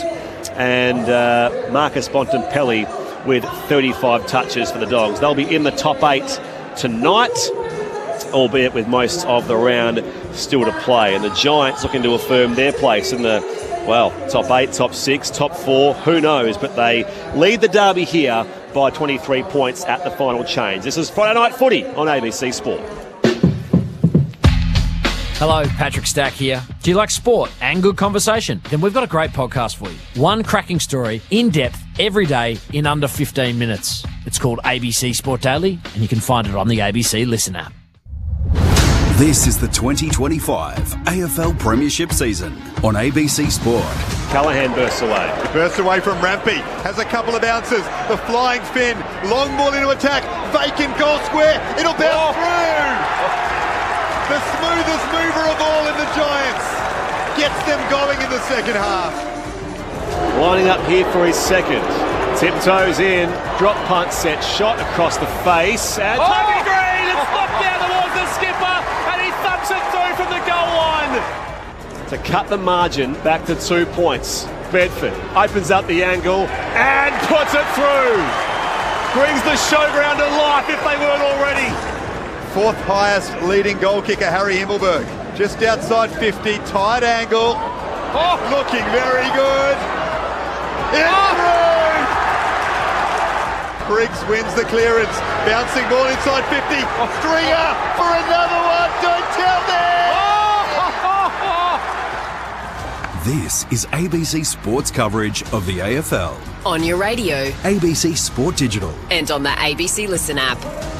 They could do no wrong in that third term, the Giants, who now lead by 23 points. And they would feel, for the most part, fairly assured of breaking a run of 5 straight derby wins by their crosstown rivals. And in the process, as I mentioned, reaffirming their place for potential home final, albeit with a big month of footy still to come. But the Giants by 23 points at the final change. You're with Brett Sprigg alongside Daniel Garb, and our expert is Premiership winner Ty Kennelly. Yeah, it was all on the back of pressure. You could tell within the first couple of minutes and the first couple of clearances and contests, the Giants' pressure was right on. They were a very different team to start that second half. And you could tell, obviously, with their ability to get after the opposition and put some pressure on certainly the Swans defenders. It was an absolute avalanche of a dominance in around the ball from a first-class midfield group of the Swans. It was Finn Callahan absolutely dated them and gave them a lesson on how to play as a midfield group, and his quality to win some hard contested possession, and then obviously his ability to use it. At 7 score involvements, kicked an incredible goal on the run. And he was the one that said, right, Giants, come with me, I'm going to get us over the line. And the flip from kicking 9 goals 3 to 1 goal in that quarter, I don't think I've seen a better quarter of football this year from any team. And you're looking for a response from the Swans. They're absolutely stunned, and the response, they couldn't get to three-quarter time quick enough, and it's going to be huge. The first goal of this quarter is massive. That was the 3rd highest scoring quarter in GWS history. Wow. In a derby, no less. and they looked out of it, didn't they? What was it, 30? What was the lead the Swans had? In 34 late in the second term. Yeah. So a turnaround of what? 57 points in just over half an hour to get to three-quarter time. Job's not done yet, though, Tyke, and that's the important thing. Adam Kingsley tried to instill in his men because... I don't know what he said to him at half-time, but what was incredible what he said in the coach's room and what the coach has done to the Giants footballers at half-time, because they're certainly a very different team. And Declan Byrne, down to you. After the huddle had broken, Dean Cox went after Warner, Heaney and Goulden. He had words to all of them. Warner and Heaney are lining up in the forward half. I thought Dean Cox was going to run into the middle. He was basically in the centre square. I thought he was going to take it upon himself, but he's put the responsibility on those three. Goulden, Warner, Heaney. One issue they don't have is a dodgy ruckman. They've got Brody Grundy, who's going to do all of that, but it's the guys around him. They just were not firing in that third term. They seem to have the game done, the Swans, at half-time. I do find it interesting that Warner is forward, you know, so this is sort of getting done around the ball. I'll be putting him around the ball as much as I can with his speed. They put Mills in there as a leader to try and stop Callaghan now. It's been 2.5 years since they last tasted victory in a derby, the Giants. They win the first clearance at this final term. Briggs down to Toby Green, back with the flight. Dropped it. He dropped it, he's not paid the mark, and they pile on him, so they'll board up. 45 out from the Giants, attacking goal at the scoreboard end. So Mills, Callaghan, see if he can stop it. Ball up. Grundy gathers it. Well tackled by Coniglio. Throw it up again in attack for the Giants. Coniglio tracks it well. Gets hands on the ball. Tries to move it towards Tom Green. McInerney wins it back though. They've turned it over though, the Swans. Green with the snap. High ball inside 50 now. Well done, Mills, with courage. Surely that was a mark. Perhaps it dropped on the ground and then he regathered it. But the captain trying to stand up for the Swans, who trail by 23 points, start of the last. Welcome those who just joined us from Docklands. The Dogs won by 93 points over Essendon. Stoppage inside 50 here for the Giants. The Swans wicks the hand pass to Lloyd. He can clear the area now. Out to a 2-on-2. Buller. And then Hayward tried to get moving as well. Tom Green hand pass for the Giants to Whitfield. Now Coniglio. Centering ball to the corridor. Too deep for Hogan. Got a push from Melican. And it's going to be a free kick, Giants. Free kick, Jesse Hogan. 25 out directly in front. As I'm sure, big goal. If you have just joined us, Corbin set this up for you beautifully, but they kicked 8 goals in a row, the Giants, at one stage trailing by 34 points late in the second term. A 57-point turnaround to three-quarter time. And now potentially here, more punishment coming for the Sydney Swans. Jesse Hogan lining up for, it'll be only his second goal. He kicked the first goal of the game. This is certainly the sort of thing he makes good with pretty comfortably. First major of the final term. And the Giants just keep powering away. Hogan's second. The home side's out by 29 points as they look to arrest this one of 5 straight Sydney Swans derby wins. Been 2.5 years for the Giants.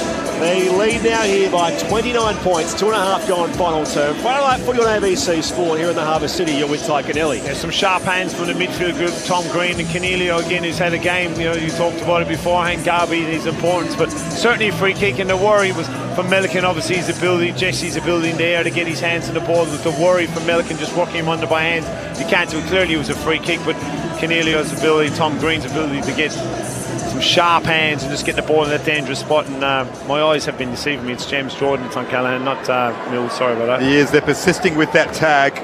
It has not worked at all, mainly through Callaghan's brilliance. What a footballer. We've seen him go to a completely new level this season. Here he is again, tapping it out in front of himself. Rowbottom wins it back for Sydney. Quick hands to Grundy. And now Goulden to centre half forward. This game not done with yet. Heaney sends it to the pocket. Buller slipped over. That allowed Buckley to gather. Put it out in front of Toby Green. Couldn't take the mark, but a time to regather at half-back. Got it to Angwin. Looping handball to Tom Green. He sends it across his own defensive 50. It'll sit up nicely for Whitfield. Playing with confidence now, the Giants. Oh, what a clever kick on his left. Spotted up Taylor, and here they go with that famous run off half-back. Callaghan goes to find Callum Brown, members wing. On in turn here to Bedford, who kept running. He marks in space, 65 from goal. Needs the neat entry now. Just wasn't quite there for Stringer or Hogan. It goes straight down the throat of Callum Mills, who marks in the right back pocket. You're not going to get back on this slow, Callum. He needs to go quicker, obviously. He does find Goulden down the line now. It's impressive mostly in the first half, Errol Goulden. Out to the contest though. Himmelberg comes in late on McInerney and Heaney. Wheels on quickly here inside 50 for the Giants. One-on-one. Hogan again. Just outbodies Melican. And he'll take his kick from deep in the right forward pocket. 28. Is he cramping or something? I think he got hit. I think Melican came back in the swinging arm. Bit of a corky maybe for Jesse Hogan. He's just got him in the stomach on the way through. I don't know if it was I don't know if it was actually Melican, whoever the defender was coming back against him here, and has actually swung out in the stomach. It was Goulden who turned that over, and he just saw him drop to his knees and then slam the ground in frustration. He knows this could be the moment that perhaps puts this game to bed completely. It was a great intercept from Mills. It was just too slow. You need to take the game on, gives opposition a chance to set up behind the ball. Last year's Coleman medalist, Jesse Hogan, started approach. In he comes for his third. Hits the post. It's a clean 5 goals, the margin the Giants' way. He's still clutching his midriff there, Jesse Hogan. He copped that in the swinging arm from Lewis Melican. 13-8 plays 8-8. 5 minutes played here in the final term. Final up for you on ABC Sport here at the Sydney Showground. Swans need to get going. Can the Lizard give them some energy? Hasn't done much in the derby. Brings the ball back into play. Here's Buller, gets it on the wing, throws it on the boot, kick smothered. Warner tries to get it moving forward. Sheldrick tackles Buckley, ball up middle of the ground. Good point, Gabby. This is the problem you have. You got the Lizard back, full back on Jesse Hogan when you want to try and create and set up, and it's something they'll have to look obviously from personnel going forward to Swans. Darcy Jones was tackled without it by Rowbottom. Definite free kick. Whether it was in the back or tackled without it, it was there. Jones handball quickly to Whitfield. Giants into attack again. Looking for Stringer. Marks out in front of Mills. And this angle won't bother him. He could do anything here. He's kicked one from here before recently. He kicked 2 massive goals in that third term as the Giants turned a 4-goal half-time deficit into a 4-goal lead at 3/4 time. Stringer was part of the party. Can he provide another moment of pure class? Tight angle, 40 out. It's the post, I tell you what. The goal umpire had a really good look. James Stringer was almost wheeling away to the crowd to celebrate. It's the woodwork, 31 points the Giants lead by. Swans down the corridor from the kick out. Iden hits the ball at speed. Back to Rowan, who's dumped at the tackle of Toby Green. Bedford back to Stringer, who lets fly from 52. And this time it's away to the right-hand side for a minor score. Ed Hogan too on the lead. 32 points is the Giants' lead. 7 going final term. I'd like for you on ABC Sport. They bring it back in, the Swans, over the head of Cadman. Taylor's there. Broke free of the Francis tackle. Well gathered by Francis. Over the top to Grundy. Gets it to Goulden. They are low on confidence at the Swans at the moment. They can't get any run going. And Toby Green wraps Errol up. Ball up. Left half forward for the Giants. Down to Declan Byrne quickly. Josh Kelly has been subbed out, so McMullen in. Toby McMullen into the game. Of course, the Swans had to use their sub in the opening 35 seconds. And Hayden McLean was knocked out in the first contest of the game. Here's Goulden at centre half back. And they get something going, the Swans. Got it to Rampy. Long kick, now inside 50. Buller works Buckley under the football, but can't gather it. Good strength from Jack Buckley to win that contest. We'll have a ball up in attack for the Swans. It's a long way back from here, isn't it? But you know, you got to try and chip away, kick one. At least you're in the front half of the ground now from a Swans perspective. Ball in the air, Grundy and Briggs tapped at the back there. Heaney runs into traffic. They're on the form of Himmelberg. Ball up again. The first of our 2 games is done earlier at Docklands. The Dogs beat Essendon by 93 points. Aaron Norton and Sam Darcy combining for 16 goals. Angwin here on the stoppage, dispossessed, and now Sheldrick lets fly for the Swans, and he's away across the face, out of bounds on the full. And they've not had a score since early in that third quarter. Still 8-8-56 the Swans. They trail by 32 points. Declan Byrne on the boundary. Just a confirmation with Josh Kelly. I thought it was tactical, but half awareness, Giants have just told us. He's got some problems with his hip. and his lower leg muscles, Josh Kelly. So 32-point lead. Giants happy to make him in the rack already, are they? Play a sub down. Not sure about that, but they've just got to be careful with his body. He's got some issues right now. Here's Fonte in defensive 50. Errol Goulden just came off the ground and threw his mouth guard into the benches. He looks very tired when he came off, actually. He's frustrated. Swans win it back, though. Sheldrick just outside 50. Long kick into attack. Iden has some work to do. Gathers the football in the pocket. Here is the sub, McMullen. The kick out in front of Bedford. Asked a lot of him. Cunningham made a contest. Well done, though, by Briggs. Jones slipped over at the wrong moment, but Bedford's there supporting. Taps it out in front of himself. Now Jones helps him. Won the football on the ground. Got it to Whitfield. In fact, it's McMullen. Over the top to O'Halloran. Slaps it to Bedford. Bedford in space now at half forward. Goes to the hot spot now. Cadman! Big overhead grab. 25 out directly in front. The caddy man can. I love it. What a great passage of play. Just their ability to keep the ball going forward. You know, Bedford was involved in it. Obviously, Darcy was involved in Halloran and McMullen. Just to keep the ball going forward, their forward handballs. They had options everywhere, so he had Bedford going inside 50. If he lowered his side, he'd string out, went longer. What a strong, clean grab. Mentioned his third career game was the Giants' last derby win 2 years ago. Here he is for goal number 3, Aaron Cadman, to put this game to bed. 38 points is the home side's lead. 14-10-94. It's a new game high lead either way as well. Sydney 8-8-56. They remain stuck, and they're on a 5 straight derby wins. It will come to an end tonight. 11 going final term. ABC Sport, Declan Byrne on the boundary. Tom Papley just came off, shaking his head, as angry as can be. Lots of swear words, but you could see him say, getting smashed. Getting smashed, yeah. Well, in the end, Toby Green gets the last laugh, I suppose, because he was engaged in some verbal with Tom Papley. Toby Green said in his halftime TV interview that Tom Papley looked overweight, which is a bit of a below the belt sort of jibe, but literally Toby Green backing it up. Well, above the belt, maybe, I suppose he's probably more referring to, but anyway. And some Bulldogs fans, Western Bulldogs fans, after their big win over Essendon, probably driving home tonight. They've got the Giants next week. Yeah. Talk about a Thursday night blockbuster. As GWS emerged from the centre of the ground with it, guided forward to Toby Green.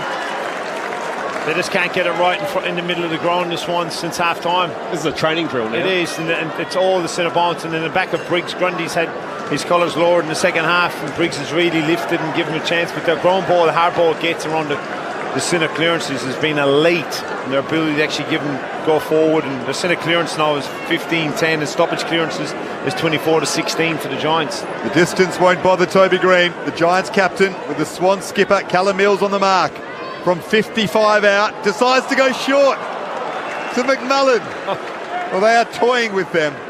Everyone was back waiting for the Toby Green long bomb, and he just guided it 15 metres to the left to Toby McMullen. I don't know if it's a better angle, is it? I'm not sure. Back Toby, but it does take another 30 seconds. They're not taking time on the clock already with 12 minutes or so to go, 11 minutes to go. Maybe he just wanted to annoy the Swans, Toby Green.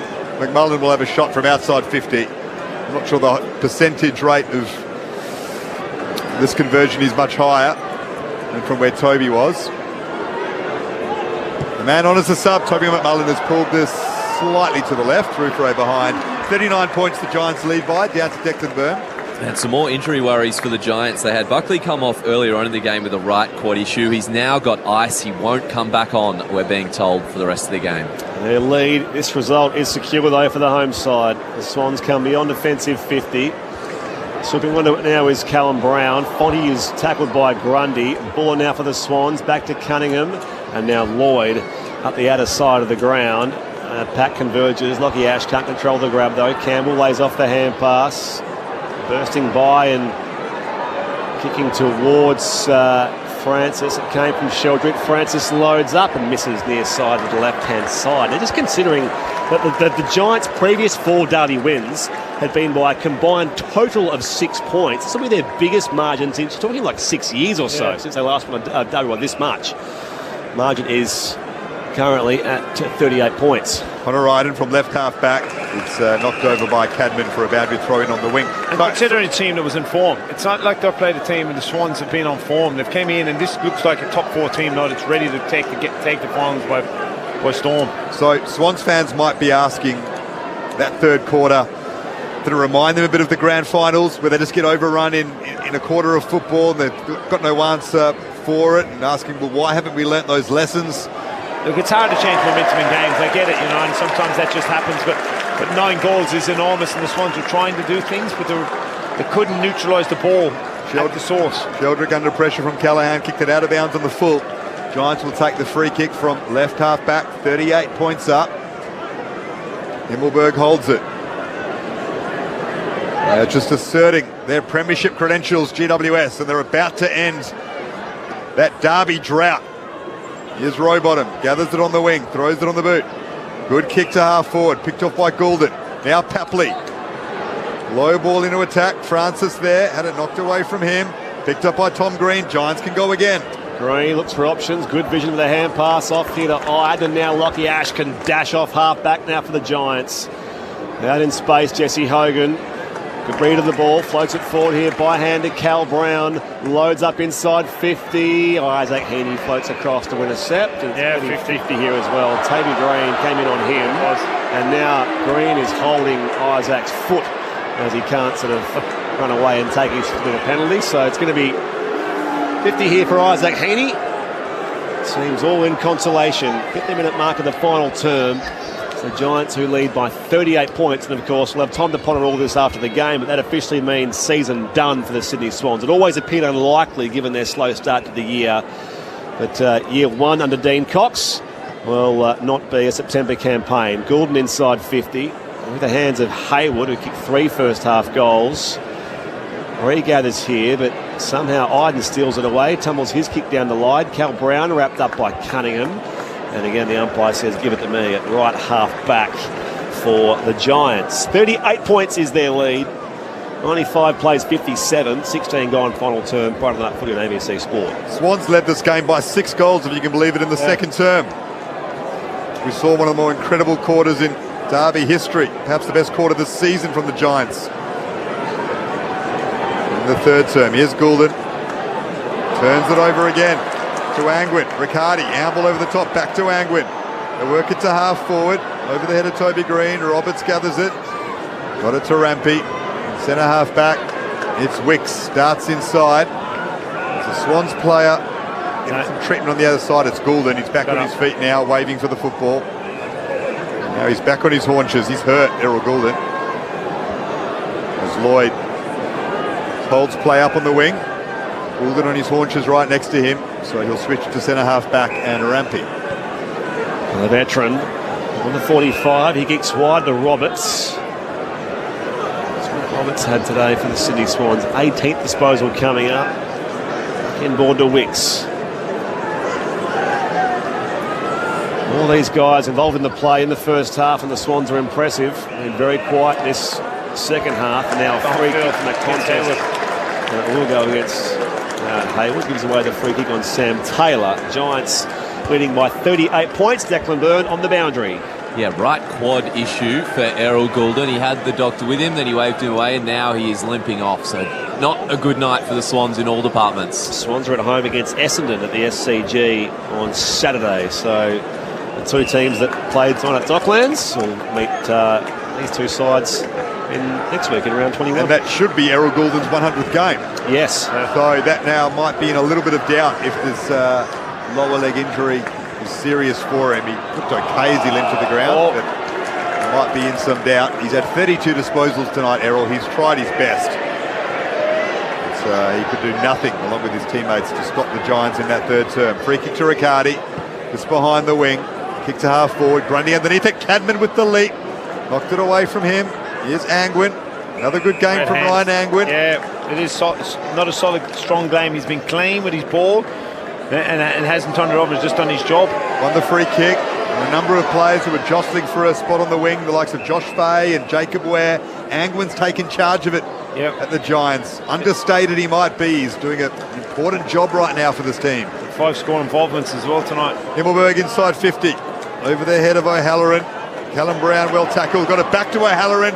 On the run. The kick is across the face. And through for a behind. The Giants step out to a 39-point lead. And we've gone 19 minutes in the final term. Friday night footy on ABC Sport. In the Sydney Showground. GWS well in control of Derby 31.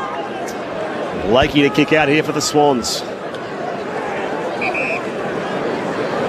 Dogs will in the top 8 for now. As I say, still most of the round to play. The Giants will seize control of 6th for the time being.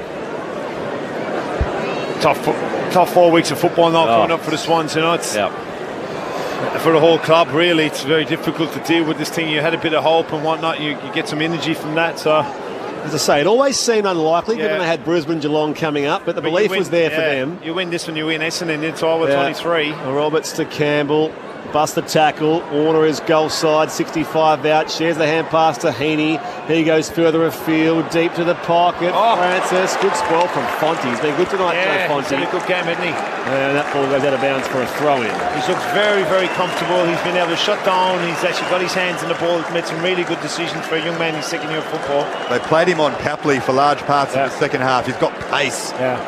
He's very composed as well. Doesn't really get startled in pressurising moments. One for the future for GWS, Joe Fonte. Another gem taken by them in the draft late on. No, Papley looks hurt. The stoppage. It's still that rib issue, it looks like. Or he's holding his knee, in fact, his left knee. So, cannot get a break at the moment, Tom Papley. It's a free kick going the way of the Swans here. All elementary, but it'll be taken by Isaac Heaney, who has been really quiet. Struggled to get in the game, just the 18 disposals, the 1 goal. He'll snap this from 35 out. And pull it near side for a behind. Just couldn't really get into the game. In fact, it was only really Goulden who's been consistent in terms of the Swans' prime movers. Grundy's been really good, but Heaney and Warner have just faded out of the contest at times, haven't they, Tycoon? Yeah, Warner started well, but Isaac really didn't get going the whole game, you know, little bits and pieces, but yeah, it's been Goulden's been the one. And Whitfield kicks to the outer side. Callum Brown marks it right at half back. Just don't like Blakey full back. I want to see him playing the game. You've got to do something about it from a list perspective and finding a full back and what it is. And you know, Rampy's been on the bench a lot tonight, so you just want to get Blakey up around the ball and get some free-flowing attacking football from him. They are missing Tom McCartan, of course. Yes. The Giants on the switch, and now it's come out of bounds on the ball. I think they're arguing who had the last touch here. It's ricocheted off a player from either teams. It's come off someone's. They're going to throw it back in. Declan Byrne, not far away from you. Yeah, just a few more worries than first thought for Errol Goulden. So he got his knee tested, he went and had a run, and he came back, and he's now got the knee fully strapped. So right knee concern for Errol Goulden. He's got it strapped, but he's going to head back out there to give it a crack. As we said before, game 100 coming up for him next week. Superstar Swan. He's won 3 Brett Kirk medals. He won't win one tonight. That'll go the way of a giant. Finn Callaghan probably the favourite.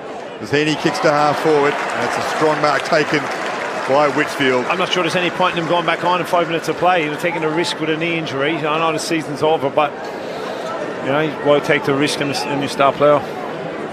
Lucky Whitfield. Super consistent again. Up to the wing. Riccardi with the late marks in front of Melican.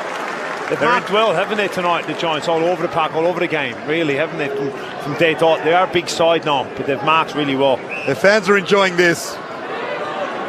5 Derby defeats in a row. They've only won 3 of the last 12. They're going to get one over their rivals. The kick to half forward. One back from the Swans. In his handball to Rampy and Mills, and Wicks eventually gather possession under pressure, and they work it to Grundy, who's been very good again. But Briggs has fought hard in the second quarter, hasn't he? Yeah. It's in the third quarter was the one that really got him going around the ball. You know, when you've got a star midfield and Callaghan that's moving and going and wants the ball, and even Tom Green's game in the second half, you know, he hasn't had the big numbers, but he's had some score involvements. He's had 5 score involvements and 6 tackles. Giants by 38. Grundy swings it back to Rampy. The Giants chant brings around the Sydney Showground. Robot in the contest there with Angwin. Both players had a look, and now he's wrapped up their ball. Robot this time, the umpire will say holding the ball. So the tackle of Taylor awarded. They could do no wrong in this second half, the Giants. What a turnaround. And what absolute momentum and domination in their second half to ensure the W in Sydney Derby 31. Angwin receives a short ball by foot. Probably his best game for the Giants, Angwin. He's really been around. His contested work has been fantastic as well. Likewise, this man, Fonte. Has only played in the 5 wins. It's his debut last year. All the way back for Connor Iden. All the pace taken out of the game here towards half forward. Hogan crashing the pack. McMullen was collared by Rowan, was the umpire, who scammed a free kick for the Giants, and the sub to McMullen. I was going to say, the only thing that will make this night better for the Giants is a goal to Connor Iden. 112 games without one now.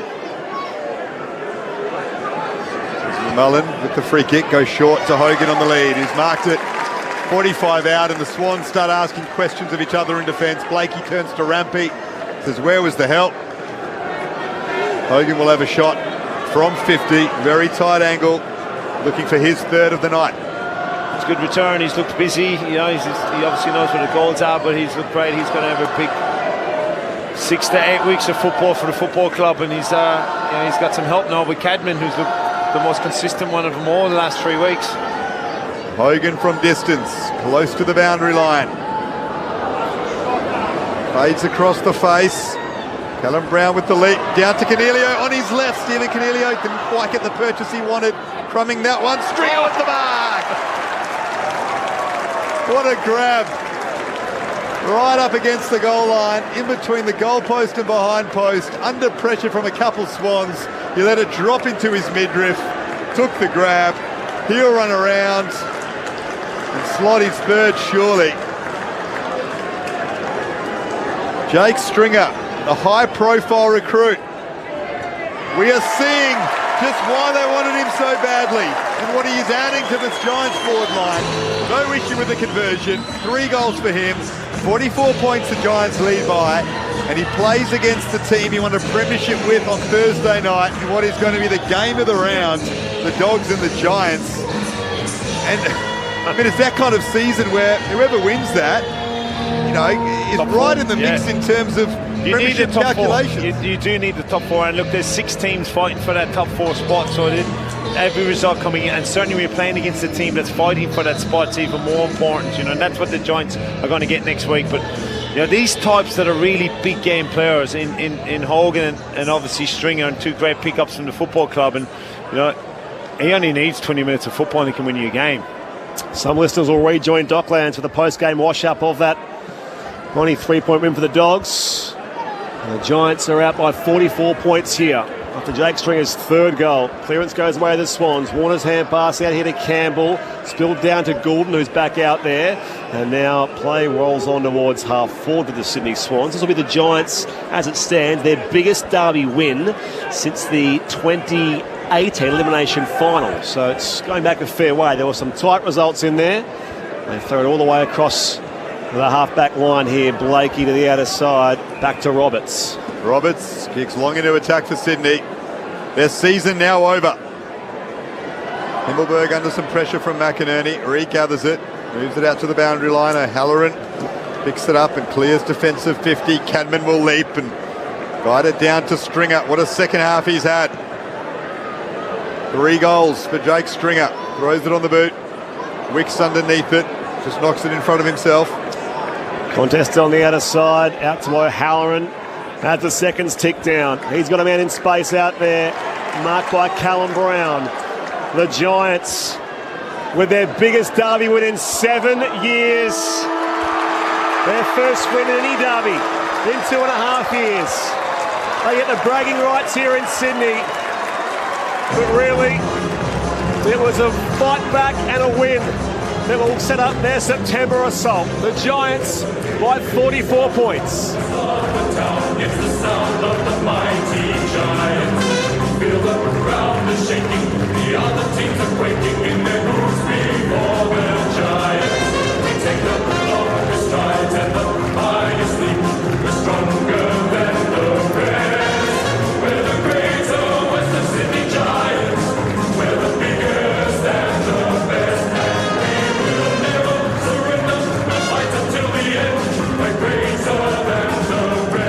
didn't surrender. They were 34 points down late in the second term. They piled on 9 goals in that third term. One of the best quarters of any team so far this year.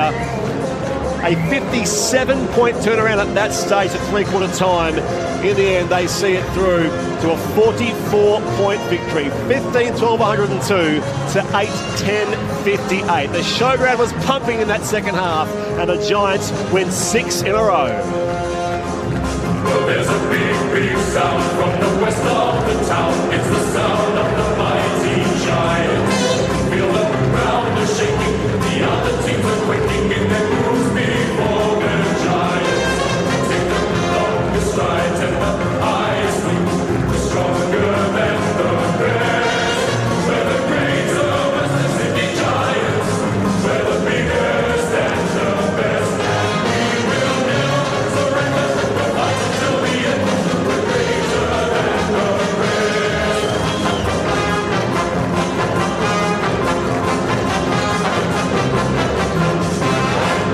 It means that Sydney is orange and charcoal for the first time in a very long time, and indeed that Sydney's unlikely finals tilt has officially come to an end. 9 wins and 10 losses now for Dean Cox's men with those 4 rounds remaining. The Giants by 44 points here. The goal kickers in the end, Jake Stringer and Aaron Cadman each with 3. 2 each for Hogan and for Bedford. Singles to Toby Green, Finn Callaghan, Harry Himmelberg, Lockie Ash and Tom Green as well. While for the visitors, Will Hayward kicked 3 goals, all in that first half. Singles to Patley, Heaney, McInerney, Grundy and Mills. The Swans led by 15 points at quarter time, by 28 points at the half. The Giants turn it all around to lead by 23 points at the final change. 44 points makes it the Giants' biggest derby win since the elimination final of 2018. And this, as I said, this crowd was pumping. There were probably 16, 17,000 here on a rare occasion, a Friday night. A game here at the Sydney Showground, and the Giants prevail in Sydney Derby 31. The presentation of the Brett Kirk Medal very, very shortly. Taikanelli, your initial thoughts here on ABC Sport.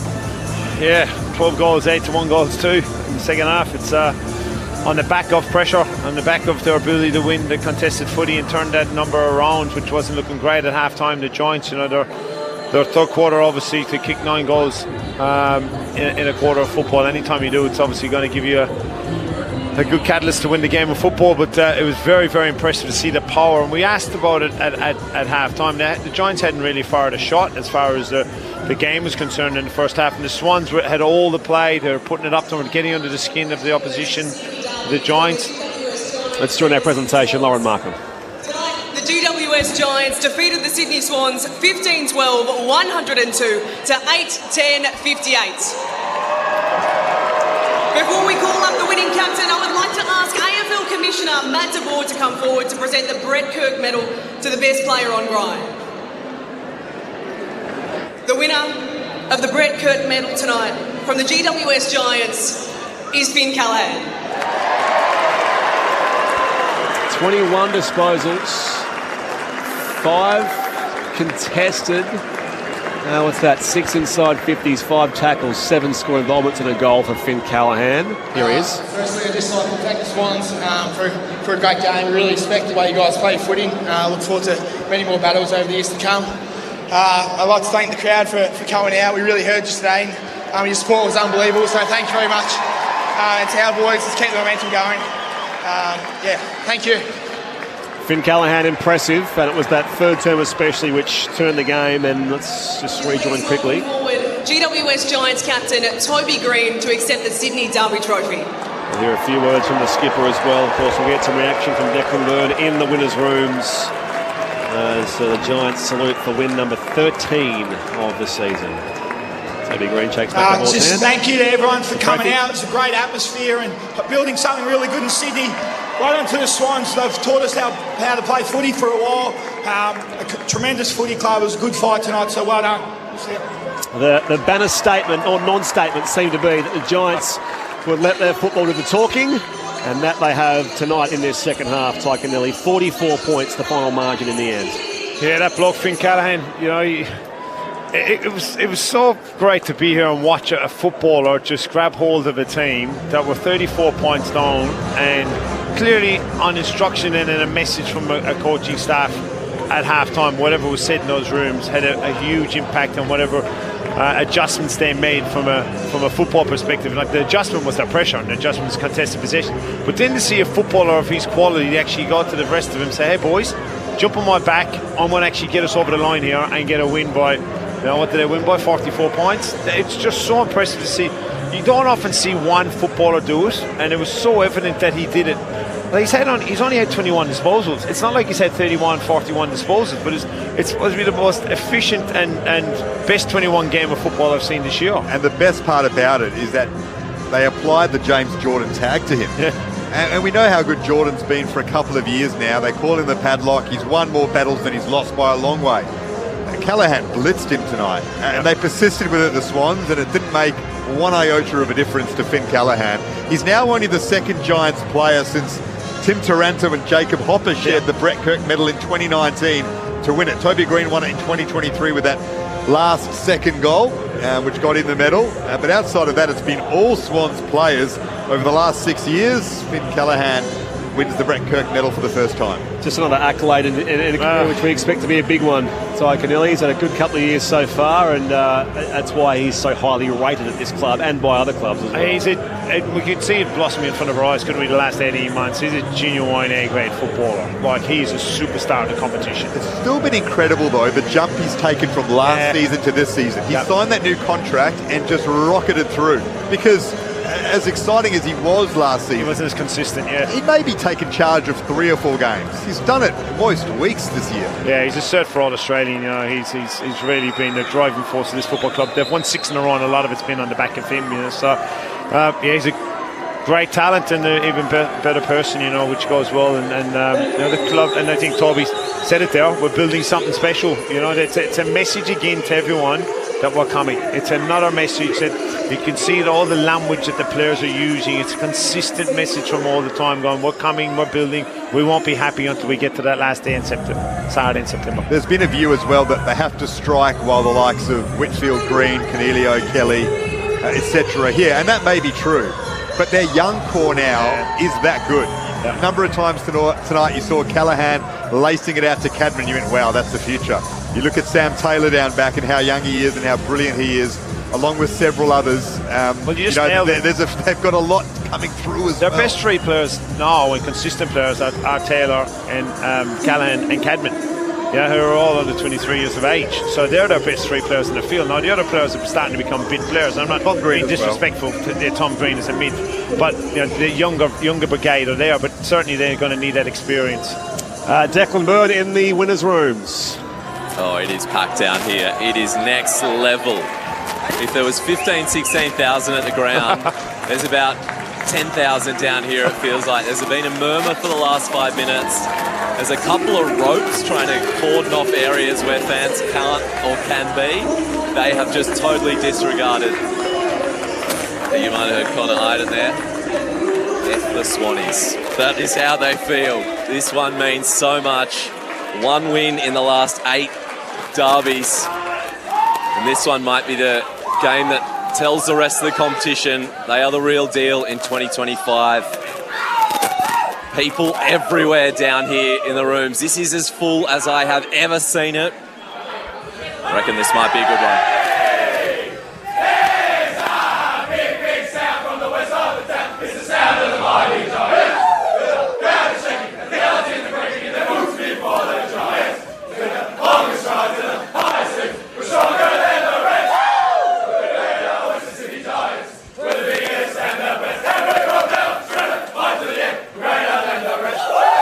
You can just tell, can't you, when it means a bit more to certain teams, certain players, and that derby result means plenty for the Giants. A 44-point win. By the way, there's something about that number 44. That was the number they led by against Brisbane in the semi-final last year. Of course, different sort of situation, but the fact is they win here tonight by 44 points. I said they're up to 6th. They're actually up to 5th. With this, they go ahead of Geelong and Freo, albeit, of course, Geelong and Freo both heavily favoured to win their respective games this weekend or tomorrow, but they sit level on points with Hawthorn, so essentially equal third for now. Adelaide also will face Port. You'd think the Crows would win that, but again, you never know with derbies, showdowns, derbies. It just doesn't matter where the teams are. There'll be a lot of feeling in a lot of those games tomorrow, and we'll know where the Giants sit in a more sort of honest way at the conclusion of this round. Of course, they're away to the Bulldogs at Docklands on Thursday night. The Dogs won at Docklands tonight by 93 points over Essendon. The Swans are at home against Essendon at the Sydney Cricket Ground in the Saturday twilight game next week. Can we get to Declan? I think we're just in 5 minutes. Okay, we just see Toby Green being interviewed by Fox. We might just see if we can get some of that snipped up for later on as well. You know what? It tells me, looking back at it now, the mindset he had as a captain going in. He's off his head going in at half-time, going, I'm not happy. He's clearly unfiltered. Because you're saying something that you would... Clearly unfiltered, and he's going in unhappy, and he's addressed the group and talked about it as a captain, obviously, as a group. And that's what they're actually doing, you know, and that's the way they played the second half. Because the captain's gone in, and I know he's can't have words with two players, and he doesn't hold back to his teammates. And so that was almost the mindset of the group going in, wasn't it, at half-time? Those who missed it, he called Tom Papley overweight. To the TV broadcast at half-time as the Giants were down by 4 goals. They backed it up in the third term. Yeah, you've got to back it up when you do something like that. But I actually watched Toby Green get taken to the TV broadcast. He had this look of resignation on his face, like, I know what we're going to be talking about now, and it's going to be a whole drama. But, you know, he brings it on himself. He does that sort of stuff. But, hey, the most important thing is they backed it up in that second term. Third term. Just on the injuries quickly as well. So if you have just joined us, the Giants win by 44 points here. Finn Callaghan, the Brett Kirk medalist for best of field. The Swans lost Hayden McLean in the first 30 seconds. He was knocked out in that contest with Sam Taylor. Incidental contact. It was just a spoil sort of gone awry from Sam Taylor, and McLean was out cold there. It was quite scary for a little while, but he was subbed out instantly. Then they also lost Joel Hamling later on with a hamstring injury in the third quarter, so they were down a rotation there as well. There was the issue with Errol Goulden there towards the end as well. The 100th game is next week, as you said, Garvey, so there'll be maybe a watch on him. The Giants did sub out Josh Kelly with calf awareness, was their messaging. So McMullen, their sub, came in the fourth term. Anything from the Giants that I missed? I think they were mostly pretty good. Jack Buckley's quad, yeah, you're right. So that was the other thing. So there'll be a few things to keep an eye on. But he played through it. So he played through a corky, and obviously with 35 points up, he was able to pull it back and say, all right, rest up. 6-day break for the Giants next week, though, as well. Second half, 12-8-80 to 1-2-6. Yeah. That is an extraordinary half of football. And 9 goals in the third quarter, you know. So they talk about the Premiership quarter, don't they, for a reason. You know, it's very hard to pull it back after three-quarter time. And momentum is a hard thing to shift. And the most impressive thing of the whole lot was their ability to shift the contested footy. The concern is that the momentum was going against them in the game, the Giants, and they couldn't shift it until they got to the break, which can hurt you, as we've seen in the past with 44-point turnaround last year in a final. But they're certainly building. The language has been great by them. It's another feather in their cap as far as we're building towards something. We've knocked that one out of the way. We've beaten the Swans. We haven't in a derby. We haven't done it for a while. That's another one. Okay, let's go. What's next? And it has that wave, that feel of momentum. They've won 6 in a row now. They've got 4 games to go. You're going into the finals. You know, they're playing next week. So yeah, Dogs next week, and then North in Canberra. Yep. So we'll be there for that one. Then the Gold Coast away. Then St Kilda here at home. Yeah, you put down 2. Yeah, and so you can still miss with 14 wins. Yeah, all 13. Incredible. They've got 13 wins now, so one more and it probably guarantees them a place. I think they're going for a top 4 spot. Yeah, of course. That's what it frees them up to now. They put tonight in the rearview mirror. They can go get a top 4 spot. Is what they're aiming for. What did the Swans do? I know we'll continue talking about the Giants. We'll have a chat in the rooms in a moment. But do they now play a lot of the kids and perhaps look at players like Rampy and Cunningham and Lloyd and say, well, we might have to turn things over next season. We have to have a look at some of our youngsters and expose them to footy because they can't make finals now. The challenging bit is they've played a lot of them in the start of the year. because they had to play them. So they've played games. I don't know how many more they can come into the team, because they've played a lot of youngsters the first half of the year, because Mills was out and Goulding was out. There are others though. There is others, but you also don't want to waste 4 weeks. You don't want to wait 4 weeks of football going, well, we've got 4 weeks of football to go. You don't play a whole lot of games in the season, so it's a really tricky one to try and keep the momentum and energy in this football club right now, and keep people coming to the game and keeping your fans supported. You've come from a high of 2 years of playing, 3 years playing in grand finals, and now you've actually gone, well, hang on, what's going to happen? You're in grand finals and you're not obviously going to make it, and it's very hard to keep momentum going. There's also an incident as well, just to have a look at as well, that there was a Toby Green elbow forearm to Heaney in the first quarter. So Heaney was on the ground unprotected. Might be sort of a fine, unless there's the Toby Green tax. We talk about the Toby tax. Let's get to the Giants' rooms and try our luck with Declan Byrne. I'm down here. It is heaving. I have Finn Callahan, the Brett Kirk medalist. Have you seen this room busy up? Last year 2 years ago in the finals, when we were on a bit of a roll, it was pretty busy, but this is brilliant. Yeah, the atmosphere is unreal in here. It's lovely to have all of our family and friends involved. They're just as part of much of the winners are, so it's nice to have everyone in the room celebrating. What does it mean to beat the Sydney Swans here on a Friday night in front of a packed crowd? Oh, it's nice to finally beat them. The last 5 times they've got us, so they play a great brand of footy. I really respect the way they play, but to play well tonight and get the win for our season, it's massive, and it's really good that we're building some nice momentum now, so hopefully we can carry that through the rest of the year. Take us to the third quarter. Everything seemed to work. You were killing it out of the middle, lightning in a bottle. It felt like the Giants couldn't be stopped. What's it like out there? Oh, that was unbelievable. I think that's as well as we played all year. Really felt like we got our tsunami up and going, and the boys up forward are amazing with finishing their work. So that's the footy we want to play, and hopefully we can see a little bit more of that for the remainder of the year. Let's head upstairs. Ty Kennelly, ABC Sport expert. Hey Finn, well done mate. What was said at 3/4 time? What was the messaging from the coaching group to have a response like you've had? It was more just about playing our way.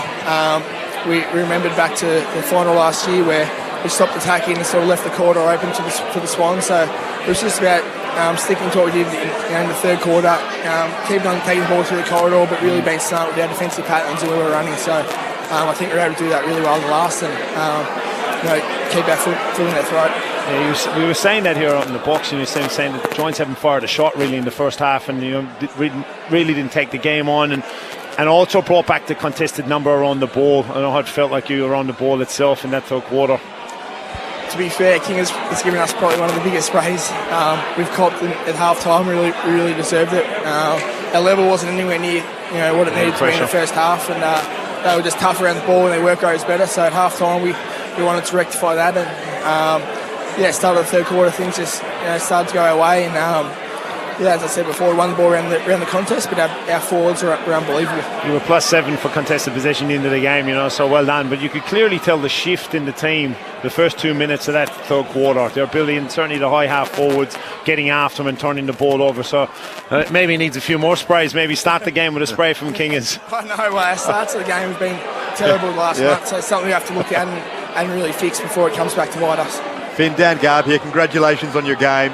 Sensational, especially considering the tag of James Jordan. He went to you from the first bounce.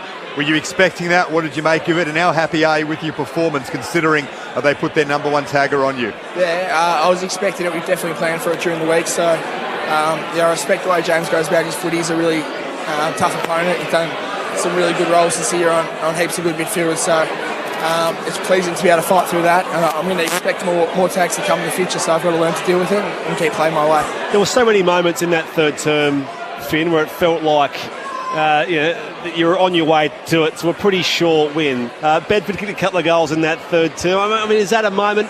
Was there a moment for you that you thought, okay, we've actually got this, we've really controlled things, and we've got this in the bag?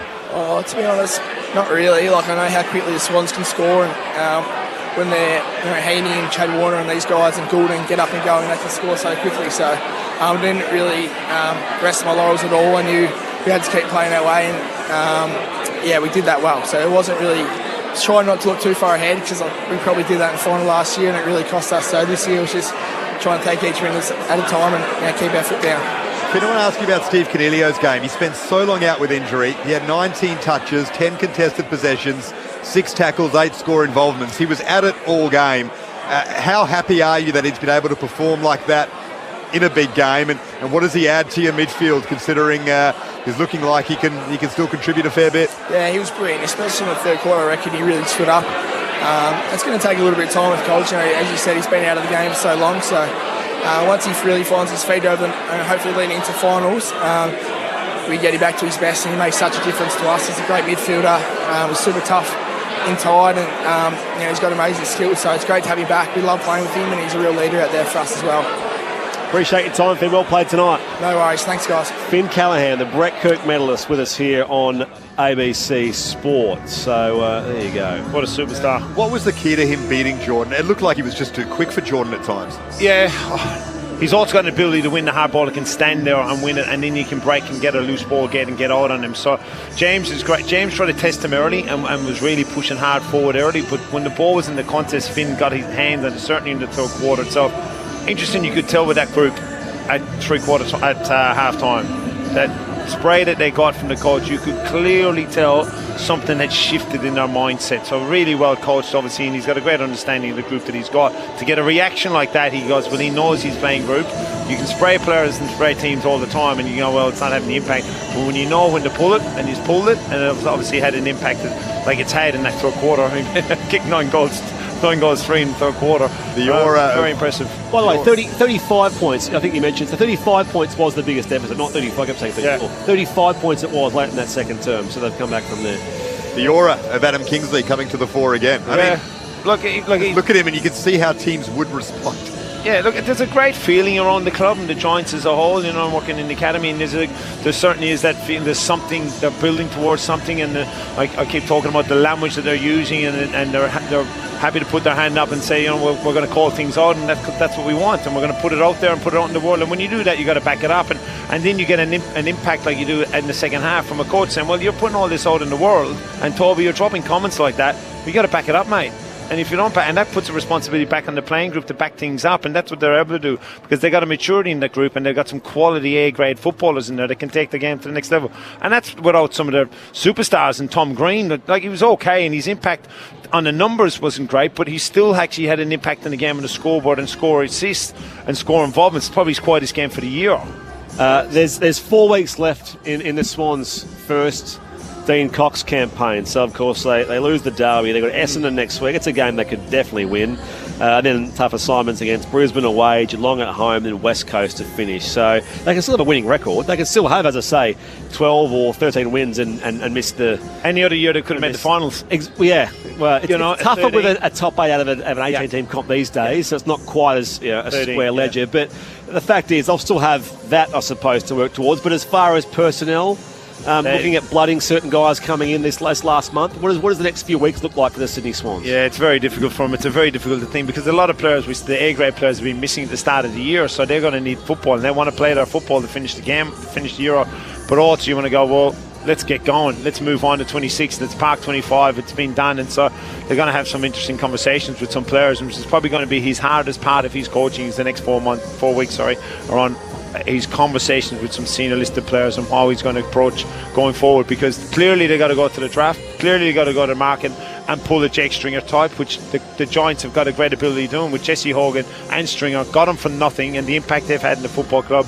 Get a Cadman into a team now that's actually looked like the most consistent forward for the Giants and most damaging. He looks like the one that could win him the premiership from mine, watching the way they're playing, you know. So there's a lot to be done in from a Swans perspective, and you know, look, it's a disappointing year playing a grand final. Obviously, the result that happened, and you know, to finish obviously in your crosstown rival, it's not great, and they'll be hurting for sure. There's a pro club, but you know, they've been in positions, a lot worse positions going forward. They've got some quality footballers there that haven't quite hit their straps this year, and you know, they'll get back to work, and don't worry about them. I wouldn't be too stressed about the Swans. You'd think they'd get things right from a recruiting and draft perspective and get themselves back up there. Just quickly, so earlier at Docklands, the Bulldogs beat Essendon by 93 points. Aaron Norton 7 goals, Sam Darcy 6, Marcus Bontempelli 35 disposals in the week that he shored up his future at the club. greatest ever Bulldog, arguably. Just around the grounds in the other codes where Parramatta in the NRL beat Brisbane in Brisbane, 22-20. The Cowboys beat St George Illawarra in Townsville, 38-32. British and Irish Lions tomorrow night. You'll hear full coverage of that. Massive day tomorrow with Sports Talk, of course, from 10 o'clock a.m. Western time with Clint Wilden and the team, and then of course all the games, the Q Clash, the Derby after that, and all that to enjoy across your Saturday. Ty, who are your 3 best players quickly in the ABC Player of the Year? Can I handball it to someone? You got 30 seconds. No. Okay, 1, Errol Goulding for his consistent quarter, 32 disposals, 10 contested, 7 ground balls, and 5 score involvements. And I'm going to give it to Angwin, his most consistent game. He had 12 contested possessions, 25 disposals, 7 score involvements, and obviously the 3 votes to Finn Callahan, which is as good a 21 disposal game as you're going to see. 21 disposals, 94% by foot, 5 contested, 6 inside 50s, 5 tackles, 7 score, and an incredible goal. 3 Callahan, 2 Angwin, 1 Goulden, and the ABC Footballer of the Year. A 79-point turnaround, 35 points down, winners by 44 points, the Giants in Sydney Derby 31. We're hoping for the close one. We got it, I suppose, in some ways compared to Dockland. There's only 3 points there. Thank you, Garby. Thank you very much, Briggy. What a derby. See you next week. Thank you, Ty. Thank you to our tech, Tegan Nichols. Get well soon, Ryan O'Keefe. He was a late withdrawal. Thanks to Declan Byrne. Thanks to Lucas Binns in the studio, and to you, most importantly, for your company. Stay with us across the weekend here on ABC Sport.